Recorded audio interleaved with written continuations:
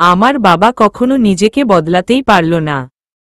সেই ছোটবেলা থেকেই আমাদের এই জমিদারি বাড়িটা দেখে আসছি। সবাই কত পাল্টে গেছে। আমার বাবারা 4 ভাই আর সবার বাড়ি ও আশেপাশেই। সবাই সবার বাড়ি 4-5 তলা করে ফেলেছে, শুধু আমার বাবা ছাড়া। আগের দিনে মোগলদের বাড়ি ঘর যেমন ছিল, বাবাও ঠিক তেমন করে আমাদের বাড়িটা বানিয়েছে। তাই যে যাই বলুক আর দুনিয়া যতই আগে বাড়ুক, তাতে বাবার কোনো মাথা ব্যথা নেই। অবশ্য আমারও এখন এই বাড়িটা অনেক ভালো লাগে। এর প্রতিটি কোনো অভালোবাসার ছোঁয়া অনুভব করি। প্রতিদিনের মতো সকালে 5:30টার সময় নামাজের জন্য ঘুম থেকে উঠে পড়লাম। আমাদের বাড়িতে আমি আর মা শুধু এত সকালে ঘুম থেকে উঠি, আর বাকিরা যে যার মন মতো উঠে। ঘুম থেকে মাকে ডেকে তুললাম, তারপর আমি ওযু করে জায়নামাজটা নিয়ে মার জন্য অপেক্ষা করতে শুরু করলাম। মা জানে আমি সকালের নামাজটা অন্তত মার সাথেই পড়ি একসাথে, কখনো মাকে ছাড়া পড়ি না। তারপরও মা প্রতিদিনের মতো একই কাজ করল। আমি জায়নামাজটা বিছিয়ে নিলাম আর পাশের রুম থেকে মার আওয়াজ আসলো।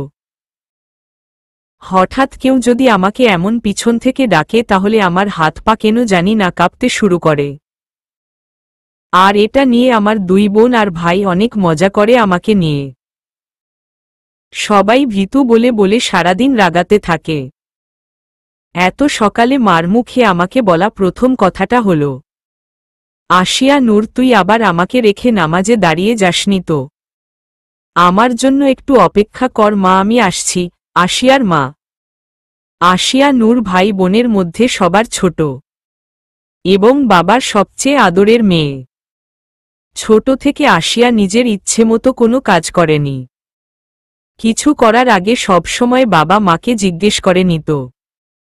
ওর বাবা ওর জন্য যেটা ঠিক করত, ও সব সময় সেটাই করে এসেছে। ওদের পরিবারে কেউ হুজুর না, তারপরও আসিয়া ছোট থেকে পর্দা করে আর নামাজ পড়তে কখনো ভুলে না। এখন পর্যন্ত ওদের এলাকার কেউ ওর চেহারাটাও দেখতে পারেনি। যা দেখা যায় সেটা হলো শুধু ওর সুন্দর বড় বড় মায়াবী চোখ। অন্য মেয়েদের মতো আসিয়া চোখে কাজল পরতে পছন্দ করে না। যদি কখনো ইচ্ছে হয় তাহলে সুরমা ব্যবহার করে। আর ও যখন চোখে টানাটানা করে সুরমা পরে, তখন ওর চোখ দেখলে মনে হয় কোনো জান্নাতি পরী পৃথিবীতে নেমে আসছে। আর ও কথা বলতো খুবই শান্তভাবে আর আস্তে। এক রুম থেকে কখনো অন্য রুমে ওর কণ্ঠ কখনো কেউ শুনতে পায়নি। আসিয়া অর্নাস প্রথম বর্ষের ছাত্রী। মার কণ্ঠ শুনতাই আসিয়া বলল, না এখনো পড়িনি, তোমার জন্য অপেক্ষা করছি। আসিয়া মার সাথে নামাজ পড়া শেষে তাড়াতাড়ি বোরকাটা পরে প্রতিদিনের মতো সকালে ঠান্ডা বাতাস আর পাখির কিচিরমিচির শব্দ শোনার জন্য কিছুক্ষণ জন্য ছাদে গিয়ে বসল। একমাত্র এই সময়টাতে আশেপাশে কেউ থাকে না। আসিয়া গজল খুব পছন্দ করে, তাই ছাদে বসে চোখ বন্ধ করে গুনগুন করে গজল করতে লাগল। ঠিক ওই তখন আসিয়ার বড় বোন ছাদে উঠে। যখন দেখল আসিয়া চোখ বন্ধ করে বসে আছে, তাই ভাবল ওর সাথে একটু মজা করা যাক। তাই খুব আস্তে আস্তে পা রেখে আসিয়ার ঠিক পিছনে এসে দাঁড়াল আর ওর কাঁধে এক হাত দিতেই ও এমনভাবে চমকে উঠল। ওর চমকে উঠা দেখে ওর বড় বোন নিজেই ভয় পেয়ে নিচে বসে পড়ল। আসিয়া, তুই যে কি করিস না! এমনভাবে কেউ চমকে উঠে? হ্যাঁ, তোর জন্য আর একটু হলে আমি নিজেই হার্ট ফেল করতাম। আর ভাব যদি এমন হতো তাহলে আমার নাতি নাতনিগুলার কি হতো ভাবছিস একবার তুই? সানায়া, সানায়া আপু, তুমিও না একেবারে মুরগির কলিজা নিয়ে ঘুরো।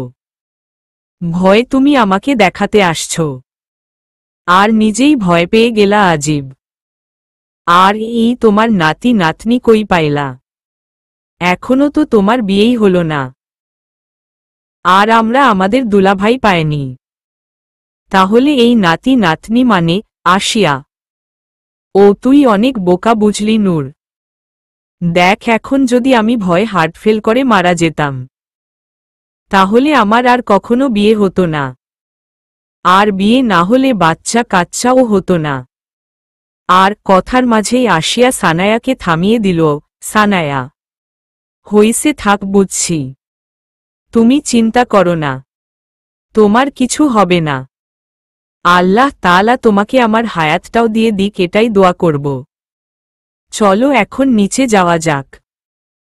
সবার উঠার সময় হইছে, মা একা কি করছে কে জানে। চলো আজ তুমি আর আমি মাকে নাস্তা বানাতে সাহায্য করি। আর একটা কথা, তোমার আমার সামনের নামটা ধরে বলতে পারো না, তা না সবাই শুধু নূর নূর বলে ডাকো। আর তোমাদের মুখে এই নাম শুনে আমার বান্ধবীরা ও বলে নূর। আসিয়া শুনতে কি মিষ্টি, আর এর মানে জানো আসিয়া। নূর বললে কি সমস্যা? নূর মানে আলো, সেটা তুই জানিস বোকা। এই তোর গরম লাগে না? সানায়া, গরম লাগবে কেন, আসিও। এই যে বাসার মধ্যেও এত গরমে বোরকা পরে বসে আছিস তো তাই বলছি। তোকে দেখে আমার নিজেরই গরম লাগছে। চল নিচে যাবি আর এগুলা খুলে নিবি। রুমে তো আর এমনি থাকতে কোনো সমস্যা নাই তোর। সানায়া, সবার সাথে নাস্তা করা শেষে সময় হয়ে গেল ভার্সিটিতে যাওয়ার। তাই সোজা নিজের রুমে চলে গেলাম আর ব্যাগ গুছিয়ে টেবিলের পাশে রাখলাম। তারপর বোরকা পরে ব্যাগ কাঁধে নিয়ে বেরিয়ে পড়লাম। কিছু পথ হাঁটার পর পিছন থেকে ভাইয়ার ডাক শুনতে পেলাম। আমি ভাইয়াকে ভীষণ ভয় পাই, আর সম্মানও করি। আসিফ ভাইয়া আমাদের 3 বোনের মধ্যে বড়। আর সবচেয়ে মজার ব্যাপার হচ্ছে আমি আর আশ্রিকা দুজন যমজ বোন। আমি আশ্রিকার চেয়ে পুরা 3 মিনিটের ছোট। আমরা দুজন একরকম দেখতে, শুধু আমার ঠোঁটের ডানদিকে একটা ছোট তিল আছে আর আশ্রিকার নেই। আর আমি ওর চেয়ে 2 ইঞ্চি লম্বাও।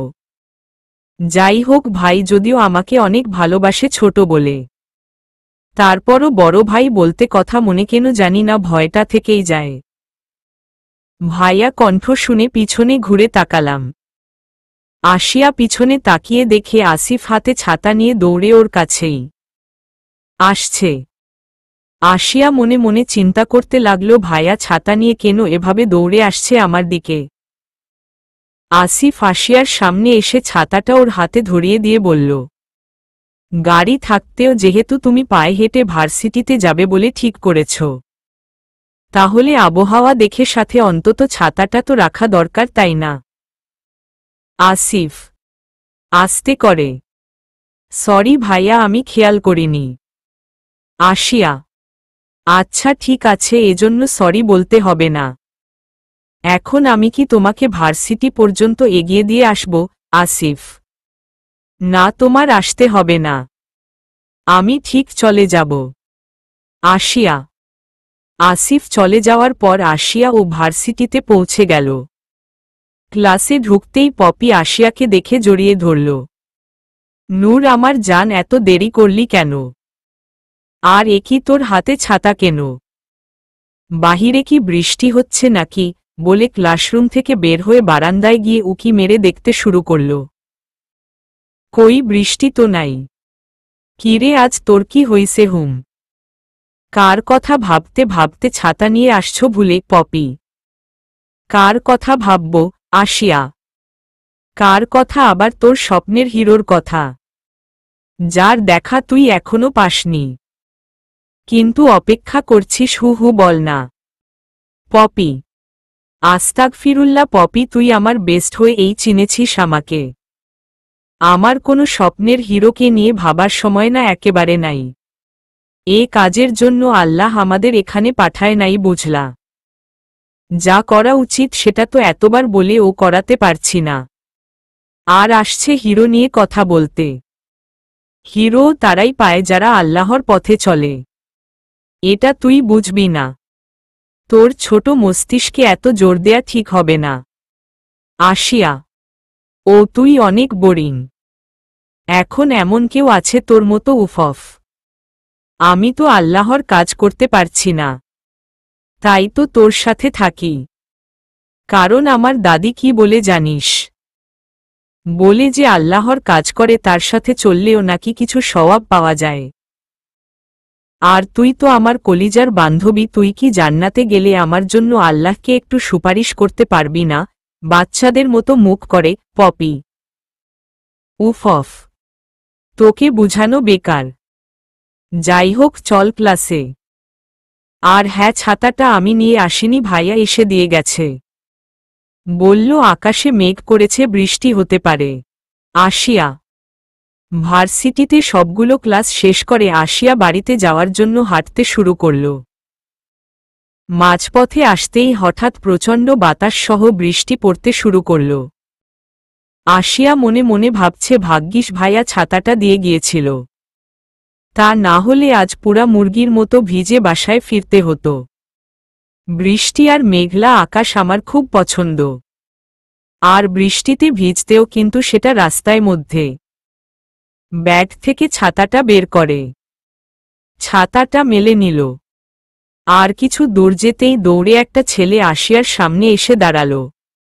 আসিয়া চমকে উঠল আর চোখ তুলে ছেলেটার দিকে প্রশ্নভরা চোখে তাকাল, কিন্তু মুখে কোনো কিছু বলছে না। ছেলেটা এমনভাবে ওর সামনে এসে দাঁড়ানোর জন্য সরি বলল। সরি, আপনি কিছু মনে করবেন না, আমি একটু বিপদে পড়ে গেছি, তা না হলে এমন করে আপনার সামনে আসতাম না। আসিয়া মাথা নেড়ে বলল ও কিছু মনে করেনি, আর পাশ কেটে চলে যাওয়ার জন্য পা সামনে রাখতেই ছেলেটা আবার ওর সামনে এসে মনে মনে ভাবছে, এ কি মেয়েরে বাবা, আমি এত কিছু বলার পরও কোনো কথা বলছে না, একবার জানতে পর্যন্ত চাইল না কি বিপদে পড়েছি। তাই এবার নিজেই বলে ফেলল, আসলে আমার সাথে তো কোনো ছাতা নেই। এ কথা বলতেই আসিয়া ভাবছে, কি বলতে চাইছে এই ছেলে? ছেলেটা আমার ছাতা চাইবে না তো আবার, নাকি বলবে তাকে আমার সাথে এক ছাতা দিয়ে নিয়ে যেতে? না না, এটা কি করে সম্ভব? তাই কোনো কথা না শুনে আসিয়া এবার জোরে জোরে হাঁটতে শুরু করে। আরাহামের খুব রাগ হচ্ছে আসিয়ার এমন আচরণে, কিন্তু কিছু বলতে পারছে না, কারণ এখন ওর সাহায্যের খুব প্রয়োজন। তাই শান্ত হয়ে আসিয়ার পাশে পাশে হাঁটতে হাঁটতে বলল, আপনি বোধহয় আমাকে ভুল ভাবছেন। দেখেন, আমি বখাটে ছেলে না, আমার হাতে ভার্সিটির কিছু জরুরি কাগজপত্র আছে, আর এগুলা ভিজে গেলে আমার খুব সমস্যা হয়ে যাবে। তাই আপনি যদি এগুলা একটু আপনার হাতে নিতেন। আমি ভিজলে সমস্যা নাই, কিন্তু এগুলা অনেক জরুরি। আরাহাম। আসিয়া আরাহামের কথা শুনে ওর দিকে তাকাল। আর ও যখনই তাকাল, ওর বড় বড় চোখের মায়াবী দৃষ্টিতে আরাহাম হারিয়ে গেল আর বলে উঠল, মাশাল্লাহ। আসিয়া হাত সামনে এগিয়ে দিল। আরাহাম ওর ফাইলটা আসিয়ার হাতে দিয়ে অপলক ওর দিকেই চেয়ে আছে। আচ্ছা, মুশকিলে পড়লাম তো। এই ছেলে কোথায় যাবে, কিছু বলছে না কেন? আর এগুলা কতক্ষণ আমার হাতে রাখব? আর একটু পর আমার বাড়িও চলে আসবে, আর আমাকে যদি এর সাথে দেখে বাসার কেউ, তাহলে কি নাকি মনে করবে? সব চিন্তার অবসান ঘটল আসিয়ার। হায়, আমার নাম আরাহাম, আর এই যে সামনের বাড়িটা দেখছেন, এইটা আমাদের বাড়ি।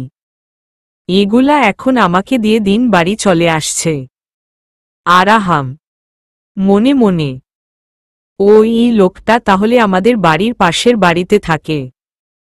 আরাহামের কথায় আসিয়া ওর ফাইলটা ওর হাতে ধরিয়ে দিয়ে হাঁটতে শুরু করল। আরাহাম ওর দিকে এখনো তাকিয়েই আছে, কিন্তু আসিয়া একটিবারও আরাহামের ভালো করে তাকায় নাই। আরাহাম মনে মনে চিন্তা করছে, এ কেমন মেয়ে রে বাবা, সম্পূর্ণ রাস্তায় একটা কথাও বলল না, এমনকি একবার আমার দিকে দেখল পর্যন্ত না। বোবা নাকি মেয়েটা? আরাহাম যখন থেকে বাসায় গেছে তখন থেকে আর কোনো কিছুতেই মন দিতে পারছে না। এটা মনে করে যে ওর মতো একটা হ্যান্ডসাম স্মার্ট ছেলের দিকে কি করে মেয়েটা একবারও তাকালো। তাই ঠিক করল এমন অহংকারী মেয়ের কথা ও আর মনে করবে না। তাই মোবাইলে গান প্লে করে কানে ইয়ারপ্লাগ দিয়ে বারান্দায় ইজি চেয়ারে বসে চোখ বন্ধ করে গান শুনতে শুরু করল। কিন্তু আজ গানও আরহামের মনোযোগ কাড়তে পারল না। বারবার শুধু আশিয়া চোখের ওই মায়াভরা দৃষ্টিকেই দেখছে। আশিয়ার চোখে কালো ঘন বড় বড় পাপড়ি, তার উপর যখন ও চোখে সুরমা পড়ে তখন আরও চমৎকার লাগে। আরাহাম ভাবছে আমার এমন কেন হচ্ছে? আমি কি তাহলে মেয়েটার প্রেমে পড়ে গেছি? না না, এক দেখাতে এটা কি করে হতে পারে? বিকেলে বৃষ্টি কমতে আরাহাম বাহিরে বের হয়ে বন্ধুদের সাথে দেখা করতে গেল। ও ভাবল কিছুক্ষণ বাহিরে বন্ধুদের সাথে সময় কাটালে হয়তো ওর কথা আর মনে আসবে না। কিন্তু সেখানেও ওর মন শুধু মাত্র একই কথা ভাবছে, আর চোখে শুধু ওই মায়াবী দৃষ্টি। রাতে বাসায় এসে খাওয়া দাওয়া করে সোজা নিজের রুমে চলে গেল। কারণ আরাহাম জানে আর যাই হোক ওর আম্মু ওর চেহারা দেখলে ওর মনের কথা বুঝে যাবে। তাই নিজের রুমে চলে গেল। আশিয়া খাওয়া শেষ করে পড়ার টেবিলে বসে পড়ছে আর আজকের কথা মনে করে মিটিমিটি হাসছে। আশরিকা এটা দূর থেকে খেয়াল করল। কিরে, আজ কি কলেজে টিচার অনেক মজা করে পড়াইছে নাকি? যে বই সামনে নিয়ে এত হাসছিস? তাহলে তো আমি না যেয়ে ভুল করছি আজকে। আশরিকা নিজেকে স্বাভাবিক করে। কই না তো। হইছে কি? বলতেই যাচ্ছে তখনই কারেন্ট চলে গেল। আর কারেন্ট গেলে সবাই মিলে চলে যায় দাদির রুমে তার কাছে মজার সব গল্প শুনতে। এত ধন সম্পদ থাকা সত্ত্বেও আশিয়ার বাবা কোনো জেনারেটর বা আইপিএস ব্যবহার করাটা পছন্দ করে না। তাই ওদের বাড়িতে এখনও কারেন্ট গেলে কেরোসিন দিয়ে কুপি আর হারিকেন, আর তা না হলে সম্পূর্ণ বাড়িতে মোমবাতি লাগিয়ে আলোকিত করা হয়। দাদির কাছে গল্প শুনতে শুনতে সবাই ঘুমিয়ে পড়েছে দাদির রুমে। আর দাদিও ক্লান্ত হয়ে বিছানায় গিয়ে শুয়ে পড়ল। আর আশিয়াকে বলল, আজ বৃষ্টির কারণে হয়তো কারেন্ট রাতে আর আসবে না। ওকে ও ঘুমাতে বলল। আশিয়া ঘড়ির দিকে তাকিয়ে দেখে রাত 2টা বেজে গেছে। আর কথায় কথায় ও আজ সবচেয়ে প্রয়োজনীয় জিনিসটাই ভুলে গেছে। তাই মনে পড়তেই সেটা করতে চলে গেল। আরাহামদের বাড়িতে আইপিএস আছে, তাই কারেন্ট না থাকলেও কোনো সমস্যা হয় না। কিন্তু আজ ওর কিছুতেই ঘুম আসছে না, শুধু আশিয়ার কথাই ভাবছে। তাই ও ভাবল কিছু ছাদে গিয়ে ঠান্ডা বাতাসে হাঁটলে হয়তো ভালো লাগবে। তাই ছাদে গিয়ে হাঁটছে, হঠাৎ ছাদের কর্নারে আসতে যা দেখল। ভয় ওর হাত পা নড়ছে না, আর মুখেও কোনো শব্দ বের হচ্ছে না। আরাহাম ভয়ে সেখানে থেকে সাথে সাথে চোখ সরিয়ে নিল। মনে মনে ভাবছে কে হতে পারে এত রাতে, তাও নামাজ পড়ছে। আরেকবার কি তাকানো ঠিক হবে? না না, আমার এখন নিচে চলে যাওয়াই উচিত। এত রাতে ছাদে কে নামাজ পড়বে? নিশ্চয়ই কোনো ভূত হবে। আশিয়ার ড্রেসটাও ছিল সম্পূর্ণ সাদা রঙের। ঘরে প্রচণ্ড গরম লাগছিল, তাই ও ভাবছে এত রাতে তো আশেপাশে কারো থাকার কথা না। তাই ছাদে গিয়ে নামাজ পড়লে সমস্যা হবে না। আরাহাম ভয়ে ভয়ে আবার আশিয়াদের ছাদের দিকে তাকাল। তাকানোর পর আরাহামের চোখ সেখানেই আটকে গেল। কি সুন্দর মেয়েটা! সারাদিনের বৃষ্টির পর রাতের আকাশে চাঁদের আলোতে মেয়েটার সৌন্দর্য যেন ঝলমল করছে। না না আরাহাম, এটা তুই ঠিক করছিস না। এত রাতে ছাদে কোনো সুন্দর মেয়ে কোথা থেকে আসবে? এটা নিশ্চয়ই আমার দেখার ভুল, আর তা না হলে কোনো ভূত। আরাহামের পলক পড়তেই আশিয়া ছাদ থেকে নামাজ শেষ করে চলে গেছে। আর পাশের ছাদ থেকে যে আরাহাম ওকে দেখছে সেটাও বলতেও পারে না। যেখানে আজ সারাদিন আরাহাম শুধু আশিয়াকে নিয়ে ভেবেছে, সেখানে রাতের এই দৃশ্য ওর চোখের ঘুম আরও কেড়ে নিয়েছে। আরাহাম নিজেকে সামলে নেয়ার চেষ্টা করল, আর ঠিক করল এবার ভয় না পেয়ে মেয়েটাকে ডেকে জিজ্ঞেস করবে এত রাতে ও এখানে কি করছে। তাই জিজ্ঞেস করার জন্য যখনই পাশের ছাদের দিকে তাকালো দেখে ওখানে আর মেয়েটা মানে আসিয়া নেই। ও এবার ভীষণ ভয় পেয়ে গেল আর তাড়াতাড়ি করে নিচে চলে গেল। নিজের রুমে গিয়ে আয়নায় বারবার নিজেকে দেখতে লাগল আর একা একাই বলতে লাগল, উফ আরাহাম, কি দরকার ছিল তোর এত হ্যান্ডসাম আর স্মার্ট হওয়ার। এখনই তো তোকে নিয়ে যেত পরী সাথে করে। একটুর জন্য বেঁচে গেলাম, তা না হলে আমার আম্মুর কি হতো। আরাহামের রুমে লাইট অন দেখে ওর মা ওর রুমের দিকে এগিয়ে আসল আর দরজার কড়া নাড়তে লাগল। দরজার কড়া নাড়ার শব্দ শুনে আমার আর বুঝতে বাকি নেই এটা আমার কলিজার টুকরা আম্মুটা নিশ্চয়ই আমার রুমে আলো জ্বলতে দেখে চলে আসছে। আমি প্রথমে কোনো কথা না বলে চুপ করে থাকার চেষ্টা করলাম যাতে আম্মু এটা মনে করে যে আমি ঘুমিয়ে পড়েছি, কিন্তু কোনো লাভ হলো না। আম্মু তো আম্মুই। এবার দরজা না খোলাতে চেঁচিয়ে ডাকতে শুরু করে দিল, আরাহাম আরাহাম, বাবু তুই কি করছিস? দরজাটা খোলো তো বাবু। কি হয়েছে তোমার দেখি আম্মু? বাবু ডাকটা শুনলে আমার প্রচুর রাগ হয়। কতবার আম্মুকে বলছি এখন তোমার বাবু আর বাবু নেই, বড় হইছে, তারপরও নিজের মন মতো বলতে থাকে। কোনো কথা না বলে দরজাটা খুলে দিয়ে বিছানায় এসে শুয়ে পড়লাম রাগে গাল ফুলিয়ে। আরাহাম আম্মু রুমে এসেই বিছানায় মাথার কাছে এসে বসল আর আমার মাথায় এক হাত দিয়ে চুলগুলোকে আলতো করে খুব সুন্দরভাবে বিলি কেটে দিচ্ছে। আম্মু মাথায় বিলি দিতে দিতে আমার দিকে তাকিয়ে হাসতে হাসতে বলছে, আচ্ছা বাবু, বললে কি হয়? আম্মু। আমি রেগে বললাম, আমার নাম আছে একটা সুন্দর, সেটা ধরে ডাকতে পারো না? বলে আবার মুখটা বাঁকিয়ে নিল আর অন্যদিকে চেহারাটা ঘুরিয়ে রাখল। আরাহাম, তুই কি জানিস রাগলে তোকে আরো কিউট লাগে। তুই যখন রেগে যাস তখন তোর গাল দুইটা টমেটোর মতো লাল হয়ে যায়। কি তাকিয়ে আছিস কেন? বিশ্বাস হচ্ছে না তো? দাঁড়া আমি তোকে দেখাচ্ছি, বলে আরাহামের মোবাইলটা হাতে নিয়ে ক্যামেরাটা অন করে ওর দিকে ধরল। নে নিজেই দেখে নে আম্মু। আম্মু এমন আচরণে আমি আর কিছুতেই রাগ করে থাকতে পারি না। মোবাইলে তাকিয়ে দেখি আম্মু তো সত্যি বলেছে। এখন আম্মু আমার দিকে তাকাচ্ছে আর আমি আম্মুর দিকে। দুজনেই হাসতে শুরু করলাম। আসিয়া নামাজ শেষ করে নিজের রুমে এসে ঘুমানোর খুব চেষ্টা করল কিন্তু ঘুম আসছে না। তাই মোমবাতিটা জ্বেলে নিল। তারপর টেবিলের ড্রয়ার থেকে ডায়েরিটা বের করল।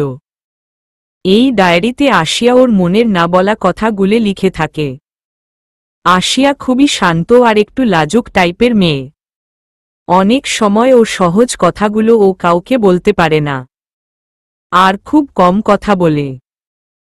তাই যখনই সময় পায় ও নিজের কথাগুলোকে সুন্দর করে ডায়েরিতে লিখে রাখে। এত সুন্দর ওর হাতের লেখা আর ওর লেখার মাধুর্য। কেউ যদি ওর ডায়েরিটাও পড়ে নেয় তাহলে ওকে ভালো না বেসে পারবে না। আসিয়ার আজকের লেখার বিষয় হল ওর কাছে অপরিচিত সেই ছেলেটি যাকে ও চিনেও না, কখনো দেখেনি পর্যন্ত, কিন্তু তারপরও ও নিজের অজান্তেই আরাহামকে নিয়ে নিজের মনের অব্যক্ত কথাগুলো লিখে যাচ্ছে। আজ কেন জানি না অপরিচিত সেই ছেলেটির দিকে তাকাতেই অনেক আপন মনে হয়েছে। অদ্ভুত ও লেগেছে বটে।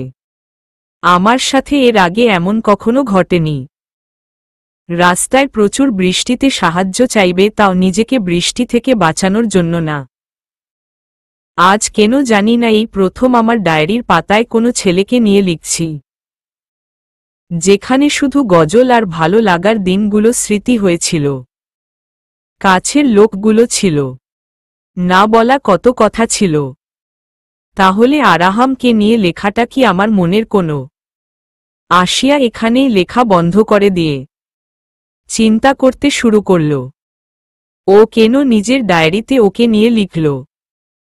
ও যাকে নিয়ে লিখেছে সেও কি ওর কথা এভাবেই ভাবছে? প্রতিরাতে আসিয়া তাহাজ্জুদের নামাজ পড়ে আজও পড়েছে আর আল্লাহর কাছে ক্ষমা প্রার্থনা করেছে আরাহাম এর দিকে তাকানোর জন্য। ভুলতে চাইছে বারবার, তারপরও কিছুতেই মন থেকে সরাতে পারছে না। হঠাৎ আশরিকা চোখ খুলে দেখে আসিয়া এখনো ঘুমায় নাই, আর পড়ার টেবিলে বসে কি যেন লিখছে। তাই ও বিছানা থেকে উঠে আসল আর আসিয়ার পিছনে দাঁড়িয়ে চোখ কচলাতে কচলাতে, কিরে নূর, এত রাতে পড়ার টেবিলে বসে তুই কি করছিস?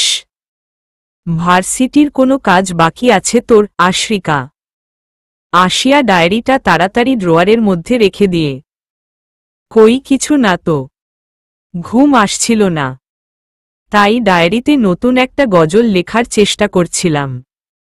আসিয়া, ও তো লিখেছিস, কই দেখি। রাখলি কেন ডায়েরিটা? আমাকে শোনাবি না? আশরিকা, আরে কিভাবে শোনাবো বল, কিছু মাথায় আসছে না, তাই লিখতে পারিনি। আর এটা কি হচ্ছে আশরিকা? তুই জানিস না এভাবে লুকিয়ে কারো ব্যক্তিগত জিনিস দেখাটা ঠিক না, বলে বিছানায় গিয়ে শুয়ে পড়ল আসিয়া।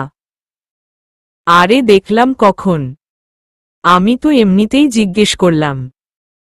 আর তোর ডায়েরিতে এমন কি বা থাকবে তুই যে বোরিং? ছোট ছোট কারণে ভয় পাস আর অমনি জায়নামাজের পাটিটা নিয়ে নামাজে বসে আল্লাহকে বিরক্ত করা ছাড়া তোর আর কোনো কাজ আছে বলে তো আমার মনে হয় না। আশরিকা সকাল হতেই আসিয়া মার সাথে নামাজ পড়া শেষ করে ছাদে এসে বসল প্রতিদিনের মতো। আর ভোরের স্নিগ্ধ ঠান্ডা বাতাসে চোখটা বন্ধ করে গুনগুন করে গজল করতে লাগল। আজকের আবহাওয়াটা এতটাই মন কেড়ে নিল আসিয়ার যে ও এটা খেয়ালই করেনি যে ও 1 ঘন্টা ধরে ছাদে বসে আছে। নূর, নূর, কিরে তুই কি ছাদে ঘুমিয়ে পড়েছিস নাকি? সানায়া চোখ বন্ধ করে বসে বসে কখন যে এতটা দেরি করে ফেলেছি আমি বুঝতেই পারিনি। নিজের খেয়াল থেকে তো আমি তখন ফিরে আসলাম যখন আপুর কণ্ঠস্বর শুনতে পেলাম। আপু আমাকে ডাকছে। জি আপু, আসছি। আপুর তাকানো দেখে বোঝা যাচ্ছে যে আপু ভাবছে আমি ছাদে ঘুমিয়ে পড়েছিলাম। কি এভাবে দেখছো কেন? আমি ঘুমাই নাই তো। আজকের সকালের আবহাওয়াটা কত সুন্দর দেখো, তাই বসে বসে গজল করছিলাম। কখন যে এত সময় হয়ে গেছে আমি বুঝতেই পারিনি। আসিয়া তারপর আর কোনো কথা না বলে সোজা নিচে চলে গেলাম আমরা 2 বোন। নিচে গিয়ে সবার সাথে নাস্তা করে পপির সাথে ভার্সিটির জন্য বেরিয়ে পড়লাম। বাবার প্রতিদিন সকালে একটাই কথা মুখে থাকে, আসিয়া পায়ে হেঁটে না যেয়ে গাড়িতে করে কলেজে যাও, রোদে গায়ের রং কালো হয়ে যাবে। কিন্তু আমার মনে হয় মানুষকে এতটা আরামপ্রিয় হওয়াটা বোধহয় ঠিক না। পায়ে হেঁটে গেল সকাল সকাল ব্যায়াম হয়ে যায়। পপির কথা শুনতে শুনতে কখন যে ভার্সিটিতে চলে আসলাম বুঝতেই পারিনি। ও কথা বলতে খুব পছন্দ করে। মাঝে মাঝে ওর অতিরিক্ত কথা বলাটা আমার কাছে খুব বিরক্ত লাগে, কিন্তু কিছু বলি না, কারণ আমি ছাড়া ওর আর কোনো বেস্ট ফ্রেন্ড নেই। তাই ভালো না লাগলেও চুপ করে শুনি। আরাহাম 12টার আগে কখনো ঘুম থেকে উঠে না, তাও আবার যদি কেউ ওকে ডেকে না উঠায় ততক্ষণ ও শুয়েই থাকে। আরাহাম ওদের বংশের আর ওর ধনী বাবা মার একমাত্র ছেলে। সম্পূর্ণ বংশে ওর মতো এত সুন্দর দেখতে কেউ নেই, তাই সবার খুব আদরের ছেলে। তাই ওর মন যা চায় তাই করে। ওর বাবা মা ও কখনো কোনো কিছু নিয়ে শাসন করে না। পড়াশোনা ও নিজের ইচ্ছে হলে করে, আর ইচ্ছে না হলে করে না। দুপুর 1টা বাজে আরাহামের ঘুম ভাঙল। ও ঘুম থেকে উঠে সবার আগে নিজের মোবাইলটা হাতে নিয়ে চেক করে বন্ধু বান্ধব কেউ কোনো মেসেজ করেছে কিনা। আর হঠাৎ ওর আসিয়ার কথা মনে পড়ল। মোবাইলে টাইম দেখে লাফিয়ে উঠল। এত দেরি হয়ে গেছে, আমাকে আজকে কেউ ডাকে নাই কেন? আম্মু আম্মু কই তুমি? কি জানি এখন বের হলে মেয়েটাকে দেখতে পাবো কিনা। সবার উপরে রাগ হচ্ছে, কেউ আমাকে ডাকলো না কেন? আরাহাম। আম্মু রান্নাঘর আমার চিৎকার আর চেঁচামেচি শোনে সেখান থেকে চেঁচিয়ে বলল, কি হলো বাবু? আজকে কি কোনো বিশেষ দিন, নাকি বন্ধুদের সাথে কোথাও যাওয়ার প্ল্যান করেছিস? এমনিতে তো ডাকলে খুব রেগে যাস, আজ হঠাৎ এই পরিবর্তনের কারণ কি? আম্মু। আম্মুর মুখে আবার ওই বিরক্তিকর ডাক বাবু। শোনে মেজাজটা আরো বিগড়ে গেল আমার। কোনো কথা না বলে বাথরুমে চলে গেলাম। বাথরুম থেকে ফ্রেশ হয়ে রেডি হয়ে এসে দেখি আরো দেরি হয়ে গেছে, এখন তো ওর বাসায় চলে আসবে। তাই রুম থেকে বের হয়ে সিঁড়ি দিয়ে তুফানের বেগে নেমে গেলাম। কিরে কোথায় যাচ্ছিস? আব্বু। ধুর, তোমরা কেউ আর আমার সাথে কোনো কথা বলবা না। আজকে তোমাদের জন্য আমার অনেক জরুরি কাজে দেরি হয়ে গেল। আরাহাম। আরাহামের কথা শুনে ওর বাবা হাহাহা করে হেসে উঠল। শোনলা তোমার ছেলের কথা? এমনভাবে কথা বলে যেন আমার ওর বাবা মানা বন্ধু। আর কি বলে আমি ওর বাবা হয়ে ওকে ঘুম থেকে ডেকে তুলব? কি জমিদার হইছে আব্বু? তো কি বলবো, তোমরা আমার বন্ধুই তো। আর আব্বু হইছ তো কি হইছে হু? আম্মু যদি আম্মু হয়েও আমাকে ঘুম থেকে ডেকে তুলতে পারে, তাহলে তুমি কেন পারবা না? আর সময় নষ্ট করো না তো আমার। তোমার ছেলের বউটাকে তাহলে আর দেখতে পারবো না, বলে দুষ্টু হাসি দিয়ে বেরিয়ে গেল আরাহাম। কি কি বললি তুই? আরাহাম কার কথা বলছে তুমি কি জানো কিছু? আরাহামের বাবা। আরে আমি কি করে জানবো বলো তো? ও কখন কি বলে কোনো ঠিক আছে তার? মজা করছে হয়তো তোমার সাথে। আর তুমি আবার এসব নিয়ে বেশি চিন্তা করো না। বাসায় আসলে ওকে জিজ্ঞেস করব কেমন? আরাহামের মা। আরাহাম তাড়াহুড়ো করে বাইক নিয়ে বেরিয়ে গতকাল আশিয়ার সাথে যেখানে দেখা হয়েছে সেখানে গিয়ে অপেক্ষা করতে লাগল। অনেকক্ষণ অপেক্ষা করেও যখন দেখল আশিয়ার কোনো খবর নেই, মনটা ভীষণ খারাপ হয়ে গেল ওর। চলে যাওয়ার জন্য বাইকটা চালু করতেই সামনে তাকিয়ে যা দেখল। আরাহাম চলে যাওয়ার জন্য বাইকটা চালু করতেই যাচ্ছিল, তখনই দেখল আশিয়া হেঁটে আসছে। আশিয়াকে দেখামাত্র আরাহাম নিজেই নিজের মনকে প্রশ্ন করতে শুরু করল, এত সাধারণ একটা মেয়ে যার কিনা শুধু চোখ জোড়াই দেখা যায়, তারপরও কেন আমি নিজেকে ওর কাছে আসা থেকে ধরে রাখতে পারছি না? কি এমন বিশেষ আছে ওর মাঝে, যার কারণে ওর ওই চোখের দিকে তাকাতেই আমি নিজেকে হারিয়ে ফেলেছি? আশিয়া যত কাছে আসছে আরাহামের হার্টবিট ততই জোরে বিট করছে। আরাহাম মনে মনে প্রস্তুতি নিয়ে ফেলল, আশিয়াকে দেখামাত্র কি বলবে। আশিয়া রাস্তায় সবসময় মাথা নিচু করে হেঁটে যায়, তাই ও খেয়ালই করল না আরাহাম রাস্তার পাশে দাঁড়িয়ে আছে। আরাহাম আশিয়ার কাছে আসার অপেক্ষা করছে। যেই আশিয়া ওর সামনে দিয়ে চলে গেল ও কিছুই বলতে পারল না। আশিয়াকে চলে যেতে দেখে ওর পিছন পিছন দৌড়ে গেল কথা বলার জন্য। ওর সাথে যে বাইক আছে তখন এটা ওর মাথা থেকেই চলে গেছে। হ্যালো আরাহাম। কণ্ঠস্বরটা আমার চেনা হয়ে গেছে। গতকালকের ছেলেটা আবার কি চায়? না না, আমার দাঁড়ানোটা ঠিক হবে না। কাল আমার ছেলেটাকে সাহায্য করাটা ঠিক হয়নি, তাই তো আজকে আবার চলে আসছে। আল্লাহ, এই আয়াত কি চায় আমার কাছে? আমাকে ফলো কেন করছে কেন? মনে মনে আরাহাম চিন্তায় পড়ে গেল। মেয়েটা ওর দিকে দেখছে না কেন? আচ্ছা, এমন ও তো হতে পারে ও কানে শোনে না। তাহলে আমার কি করা উচিত? ওর চোখের সামনে গিয়ে দাঁড়ালে তো আর ইগনোর করতে পারবে না। তাই এবার কোনো কথা না বলে সোজা আশিয়ার সামনে গিয়ে দাঁড়িয়ে গেল আরাহাম। ছেলেটা হঠাৎ এমন করে আমার সামনে এসে দাঁড়ালো যে একটু জন্য তার সাথে আমি ধাক্কা খাইনি। ছেলেটার দুঃসাহস দেখে আমার খুব রাগ হলো, তাই ছেলেটার দিকে রাগী রাগী ভাব নিয়ে চোখ বড় বড় করে তাকালাম। ভাবছিলাম ও এভাবে তাকাতে দেখলে হয়তো বুঝতে পারবে যে আমি বিরক্তবোধ করছি। ওর এভাবে আমাকে ফলো করাটা আমার কাছে ভালো লাগছে না। কিন্তু না, ওর মধ্যে তো আমার রাগী চোখের চাউনি কিছুই করতে পারল না। উল্টা ও নিজেও চোখ বড় বড় করে আমার চোখে চোখ রেখে তাকিয়ে আছে। ঠোঁটের কোণে হাসি দেখে মনে হচ্ছে তার খুব ভালো লাগছে। ছেলেটাকে দেখে তো খারাপ বলে মনে হচ্ছে না, কিন্তু এটা ও ঠিক আমার দাদি সবসময় একটা কথা বলে আমাদের, যা আমি সবসময় মানি আর বিশ্বাসও করি, যে অনেক সময় আমাদের চোখের দেখাটাও মিথ্যে হতে পারে। আমি চোখ নামিয়ে নিলাম আর নিহের চলার পথটা পরিবর্তন করে চলে যাওয়ার জন্য যেই পা বাড়ালাম অমনি আয়াত আমার ব্যাগটা পিছন থেকে টেনে ধরল।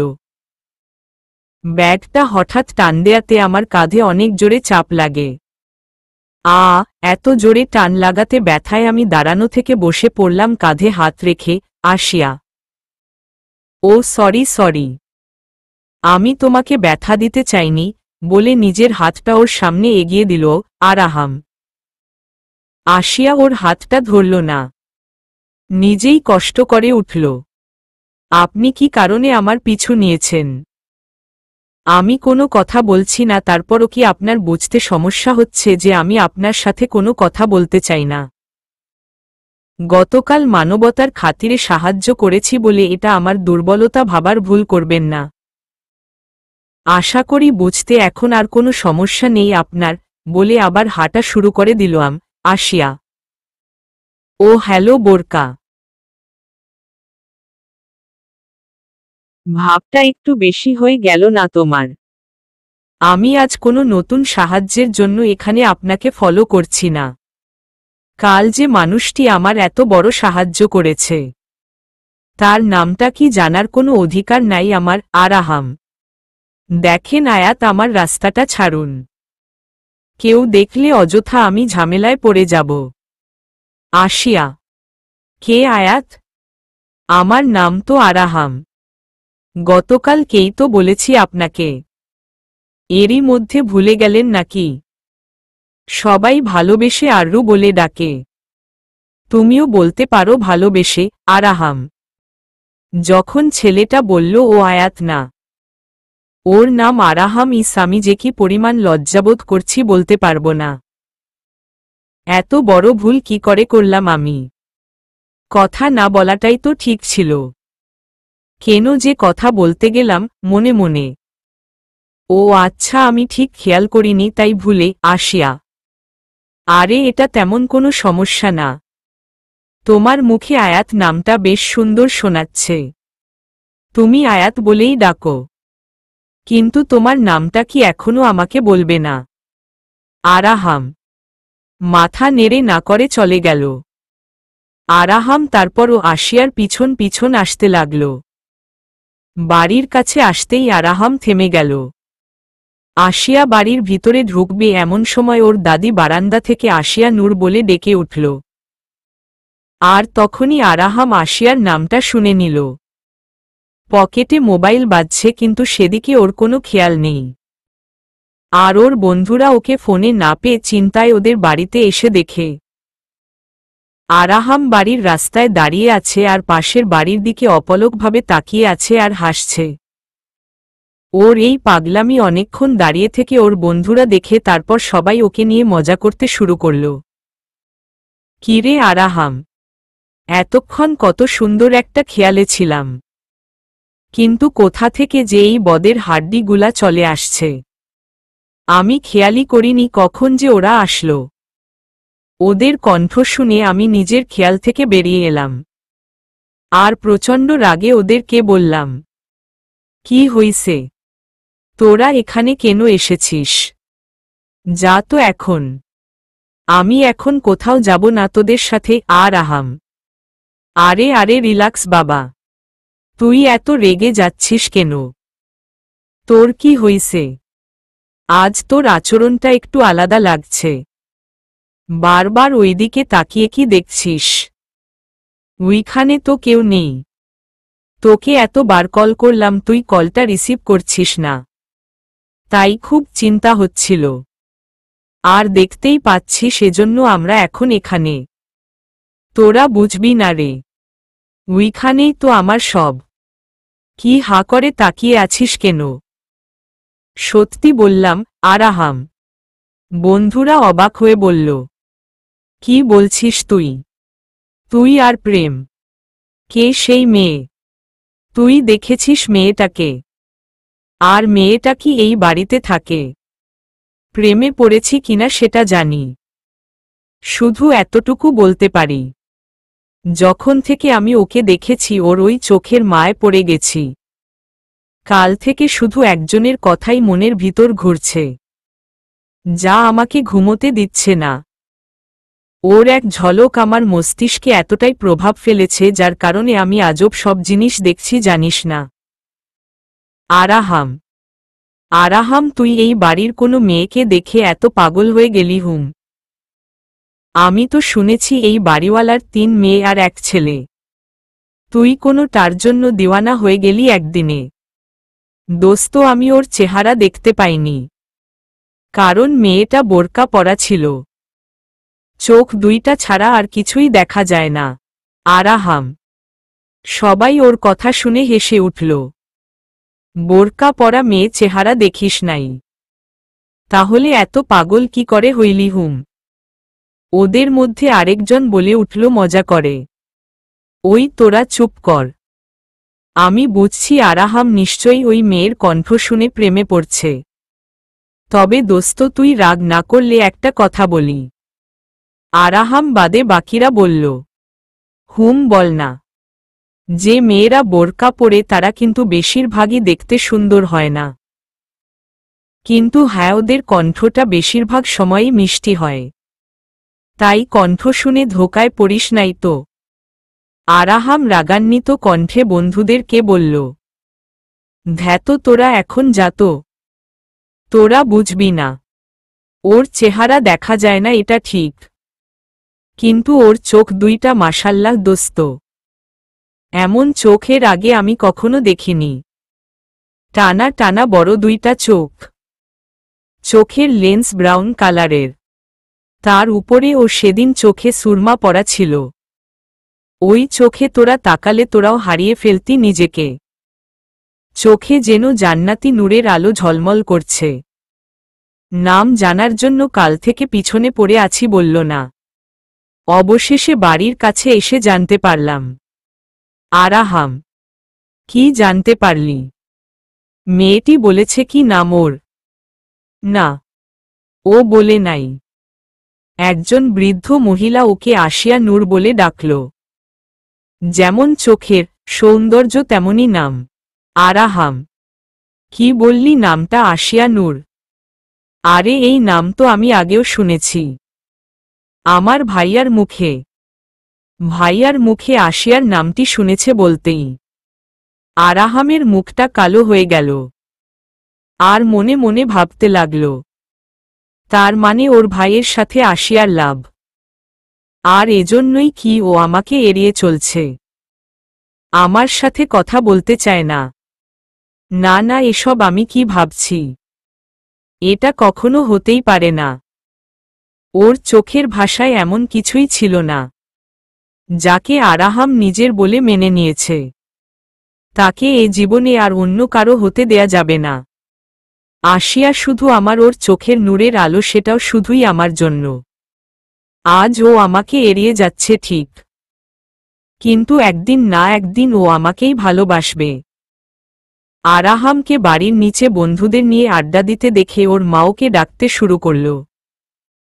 আরাহাম, ওইখানে কি করছো তুমি? আড্ডা দিতে হয় বন্ধুদের নিয়ে, ভিতরে আসো। আম্মু। আম্মু কণ্ঠ শুনে চিন্তার জগৎ থেকে বেরিয়ে এলাম। কিছু না, আসছি। আম্মুর কথার জবাবে। আচ্ছা, তুই জানো কি বলছিলি আশিয়া সম্পর্কে? আরাহাম, আরে তেমন কিছু না, আমার বড় ভাই ওর বড় ভাইয়ের বন্ধু হয় বুঝলি। আমার বোনটাকে তো দেখেছিস প্রচুর দুষ্টুমি করে, কারো কোনো কথা শোনে না।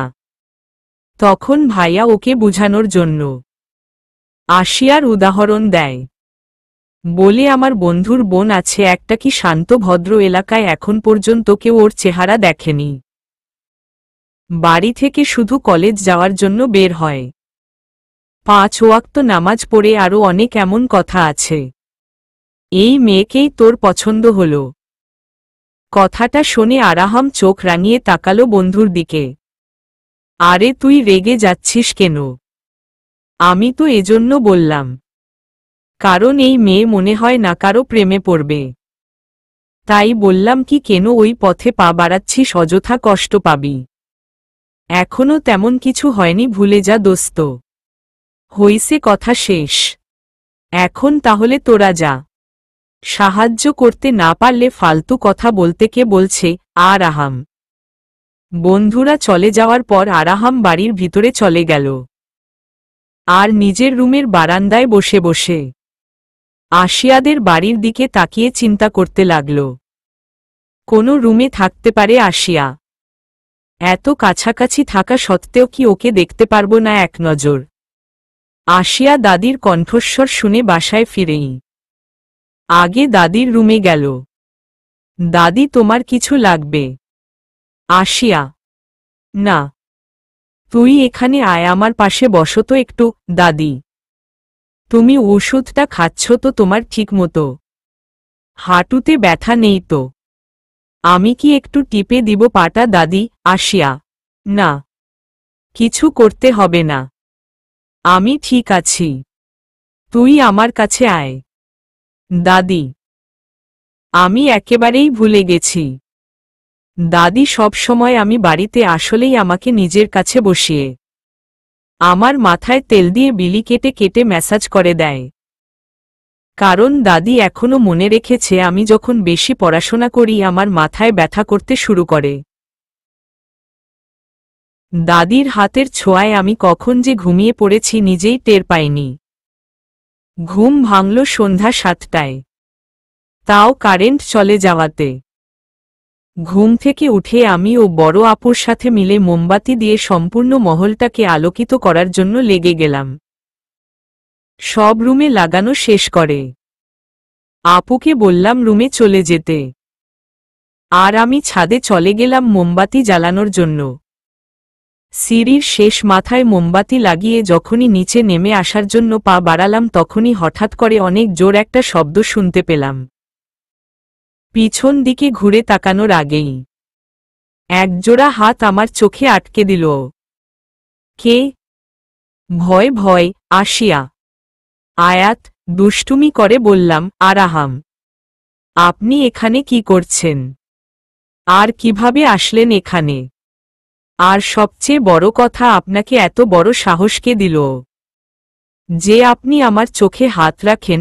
বলেই জোরে ধাক্কা দিলাম। ধাক্কা লাগাতে আয়াতের হাত আমার চোখ থেকে সরে গেল। আমি তাড়াতাড়ি ওড়নাটা দিয়ে মুখ ঢেকে নিলাম। এক্ষুনি এখান থেকে চলে যান বলছি।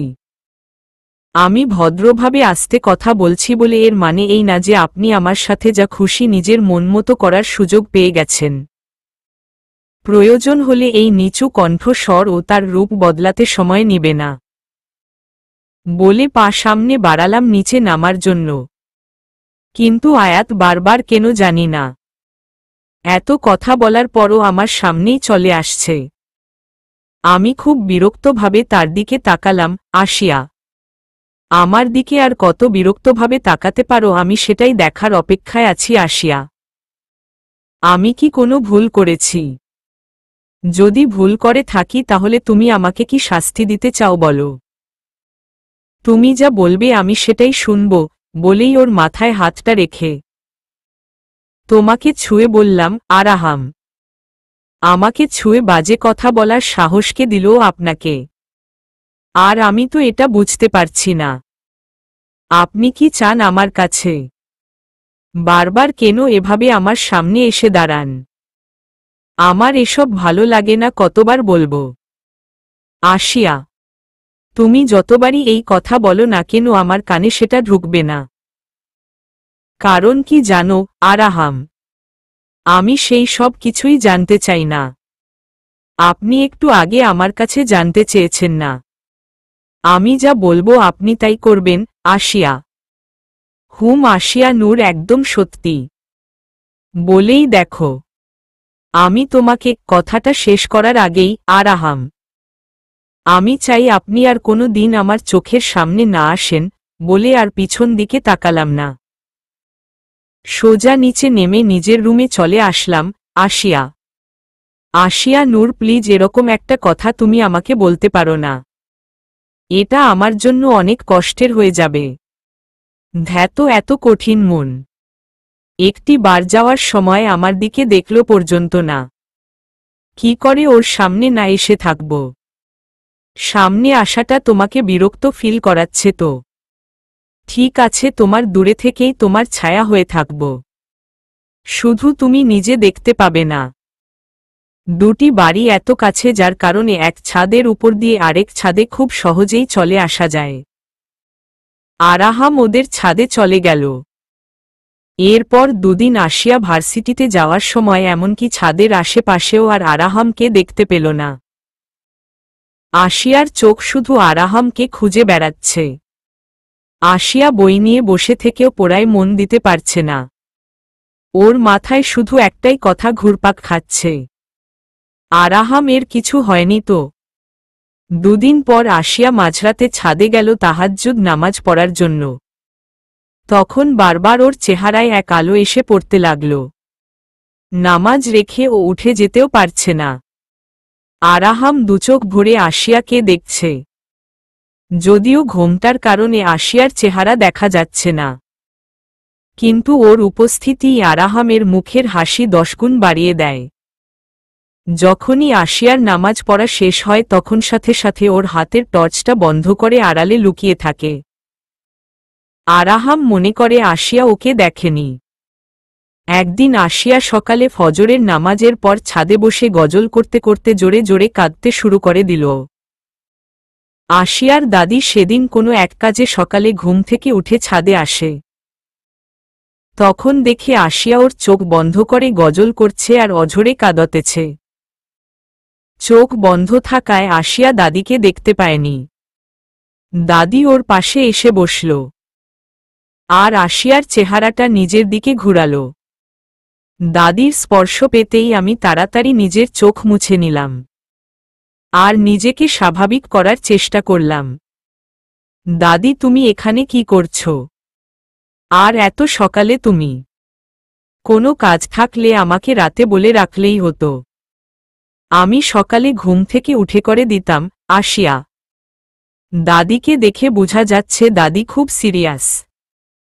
আমার হাত ধরে টেনে নিজের পাশে বসিয়ে মাথায় হাত রেখে চুলে বিলি দিতে দিতে জিজ্ঞেস করল, নূর, কি হইছে বইনে?